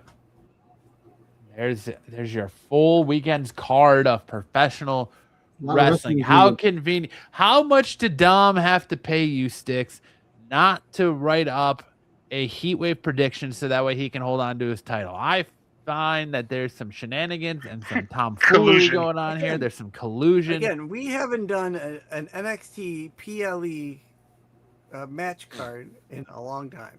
Hey, What, since Deadline? Or no, it was Stand and Deliver. Yeah, Before that. Eric's right. We did do Stand and Deliver. I think it was Stand and Deliver. You son of a beach, Sticks. All right. Anyways, anything else we want to talk about tonight? Go over, touch on. So yeah, one more thing. I'm sorry. So apparently, I had something here about the ESPN deal that it's not true that the ESPN deal is going to be 5 years and done. They don't want to renew. So apparently, the person who broke that is actually got fired. Yep. Yeah, he did. So right now, hey, look, regardless of the fact that how things are going, ESPN is still making a lot of shitload of money from WB. There is a lot of money still being made. Yeah. So to prematurely say that the deal, you're 2 years into the deal, they're going to raise the prices. Prices are going up again. Everything's going up. I just got a freaking a notice, $10 my membership card of Crunch Gym is going up another $10. Everything is going up. So that's the problem, though. That's what's going to cause our economy to crash. Is everything's going up, but nobody's getting paid more. And that's the problem. But as of the corporations, the ESPN Corporation and the WWE Corporation, they are finding ways to make billions of dollars each of them. So the deal is definitely probably not going anywhere anytime soon. Well, here's the interesting thing about this deal is that their WWE is not only in ESPN is in bed with one of their direct competitors now, because Monday night, their direct competitor every Monday night is Monday Night Raw. So you got Monday Night Football, Monday Night Raw. So you got competing things on Monday night under the same banner of ESPN. They're raising the price on the ESPN Plus app because when they when they tried to do the deal with all the cable companies, they wanted the cable companies to push that expense off onto their subscribers, and they said no, we're not going to do that. So they're raising the right. So basically, because people like DirecTV customers, YouTube TV customers now, all that are getting that as part of their package because they already pay for ESPN programming. They're pushing that onto people like you and Sticks who have to pay extra for that app. So the deal, yeah, it's only 1 year in, but it's not a profitable deal because they're not getting. I know, but yet the whole fact is you have look, you're in a 5-year deal. Usually, you don't start making lots of money until the second or third year into the deal. Yes, that's when the money's comes in. So by that time, a lot can happen in the landscape. Look, the wrestling landscape has been changing right before our eyes, freaking on a weekly basis. If you really think about it, so by 2027, 27, 28, it could be a totally different landscape on what we're used to seeing. Even Netflix. When Netflix wrestling started off hot, when we went to Netflix, it was all hot and stuff like that, and then it simmered down, and Netflix was saying, "Oh, they're second thinking about the deal and that." Are you kidding me? You have one of the world's multi-billion-dollar companies part of your arsenal on Netflix. You're not letting that go. Well, I mean, Netflix, from what I've heard, Netflix isn't that happy with the WWE deal because Netflix they underestimated professional wrestling, and they thought that their return on people watching it days later or over and over again was going to be more than it is. They underestimated the fact that everybody wants to watch Raw on Monday and nobody's going back on Tuesday or Wednesday to watch Raw. See, because there's so much other stuff out there. But that's true. But they do go back eventually. You know how Netflix makes money too? Through YouTube. They don't have to go back. They watch YouTube clips from what happened on past Monday Night Raws from Netflix. Makes money. They get residuals from clicks on YouTube. That's part of WWE does. Netflix does. Does it? Yeah. But Netflix too, because you're watching a Netflix program. Yeah, but Netflix doesn't have. They don't do residuals or royalties like that. But they do get a percentage. The fact is that I'll tell you what, if people watch YouTube and they watch some things, they will go back. All right, it may not be the going back with people. Nobody goes back to things. Really think about it. I don't even watch TV anymore. I watch YouTube a majority of the time. I'm always watching YouTube clips, this and that. I don't even go back. I watch Raw when it premieres, and after that, there's no need for me to watch because YouTube and everything has it. See, the thing is, Netflix is complaining about that. So if WWE gets all the royalties and the money from the YouTube clips, they have to work out something with Netflix because you're watching the program from Netflix that's on YouTube. But it's still a WWE product. Netflix doesn't own the product; exactly. They own the distribution rights. Yeah. It's a WWE product. So if it's on WWE's YouTube, WWE owns the product. They own the YouTube channel. They don't have to give Netflix jack shit.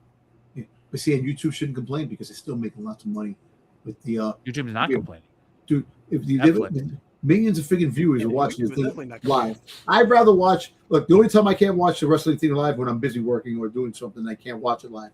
But a majority of the time, I'm watching that shit live. So I want to see what happens.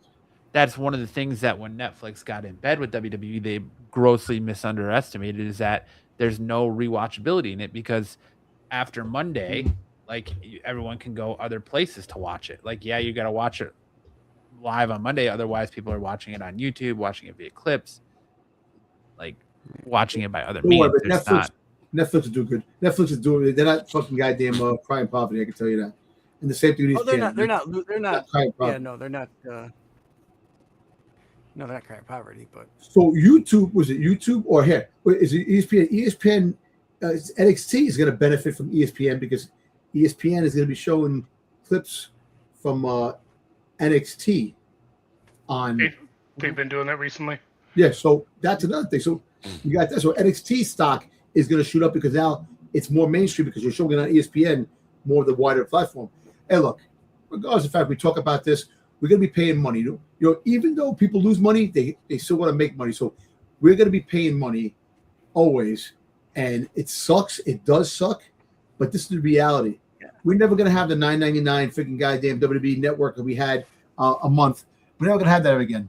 You know, if we want to continue to watch wrestling and watch the stuff, we're going to have to pay the price. And I know either you have a VPN where you can watch all the shows and you pay a certain price and that. More people will find alternatives. They definitely will.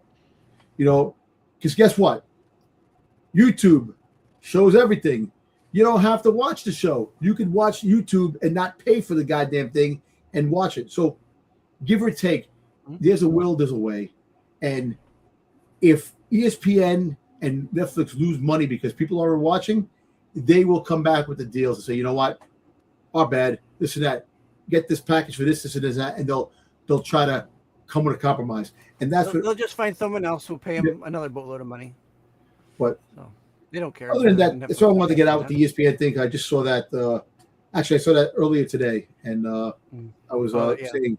So, for all that speculation about ESPN dropping WWE in 5 years, I doubt it. It's possible. Like I said, the landscape keeps changing, but I think they'll be around for the next 10. I mean, I think where there's smoke, there's fire, and there's some truth there too.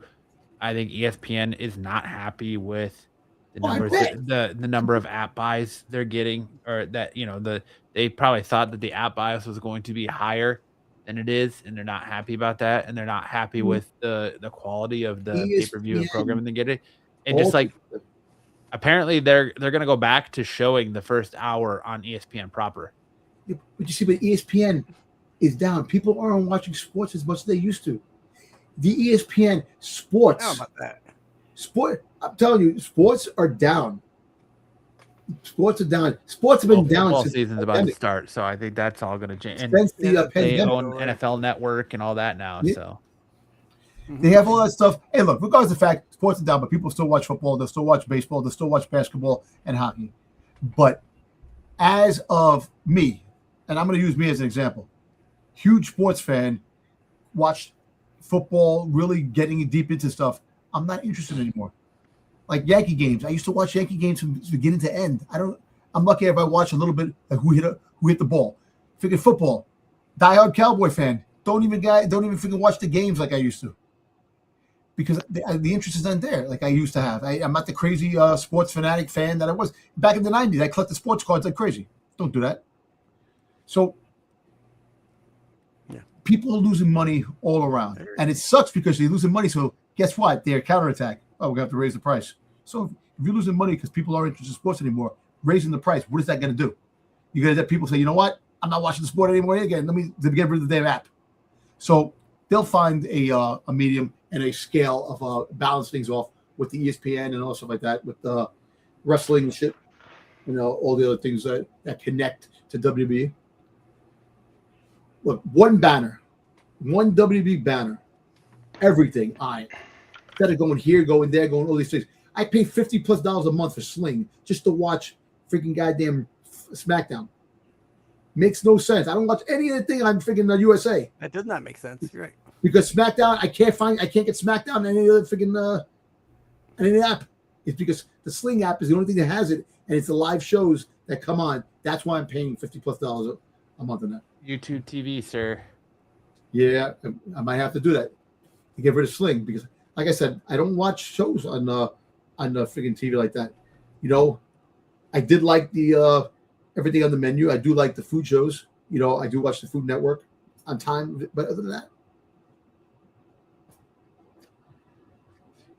we're just living in a crazy world. But anyway, yeah, that's all I want to talk about the ESPN stuff. All right. Well, I think that's going to do it for us this week for Off the Mat. If you want more from Sticks and Dom, make sure to check them tomorrow night over on Renovision on The Qualified. You can catch us all back here Saturday night for Saturday Night Special. You can catch Dom Sunday nights on the Star Wars show. You can catch Sticks all week long over on his channel. Catch some of his Doctor Who Rewinds catalogs there. Get caught up before he relaunches into the Whoverse in the next few weeks. If you want more from me, check out my new show this past Wednesday, live every Wednesday with me and Corbin, reviewing comics. Had a great first episode this week. And of course, as always, you can catch all four of us right back here next Thursday night to talk about everything and everything professional wrestling. Good night, Zaggy. Thanks for hanging out. Eric, tell the beautiful people where to find your beautiful face. You can find me on the Blue Sky, the Twitters, the YouTubes, all that Firelord Sombra. There you go. Go head out to Eric's stream, and I'm sure he's going to be streaming some Call of Duty Modern Warfare 4 gameplay this weekend. Nice. So maybe even for the Switch 2. Ooh, there you go. Hey. Check out Eric's stream. That's Autos 6 coming out, man. In November, yep. But with that note, thank you so much for hanging out. Make sure that like button, hit that subscribe button on your way out, and turn that notification bell on so you know whenever you get filled in with all the professional wrestling goodness. That's going to do it for us. Dom, take the beautiful people to the rest of their Thursday night with some words of wisdom. The words of wisdom. Listen, don't stop doing with whatever you do in life, man. Just do it, and if it seems like it's not working out, stick with it. You don't give up on something that is very close to obtaining. You just continue to do it, master what you need to master, and try to achieve it. And I tell you, you will make it. You just have to keep trying. That's it. Just stick to it, like Dom sticks it to his special sock whenever Stephanie Vaquer is on TV. Mwah.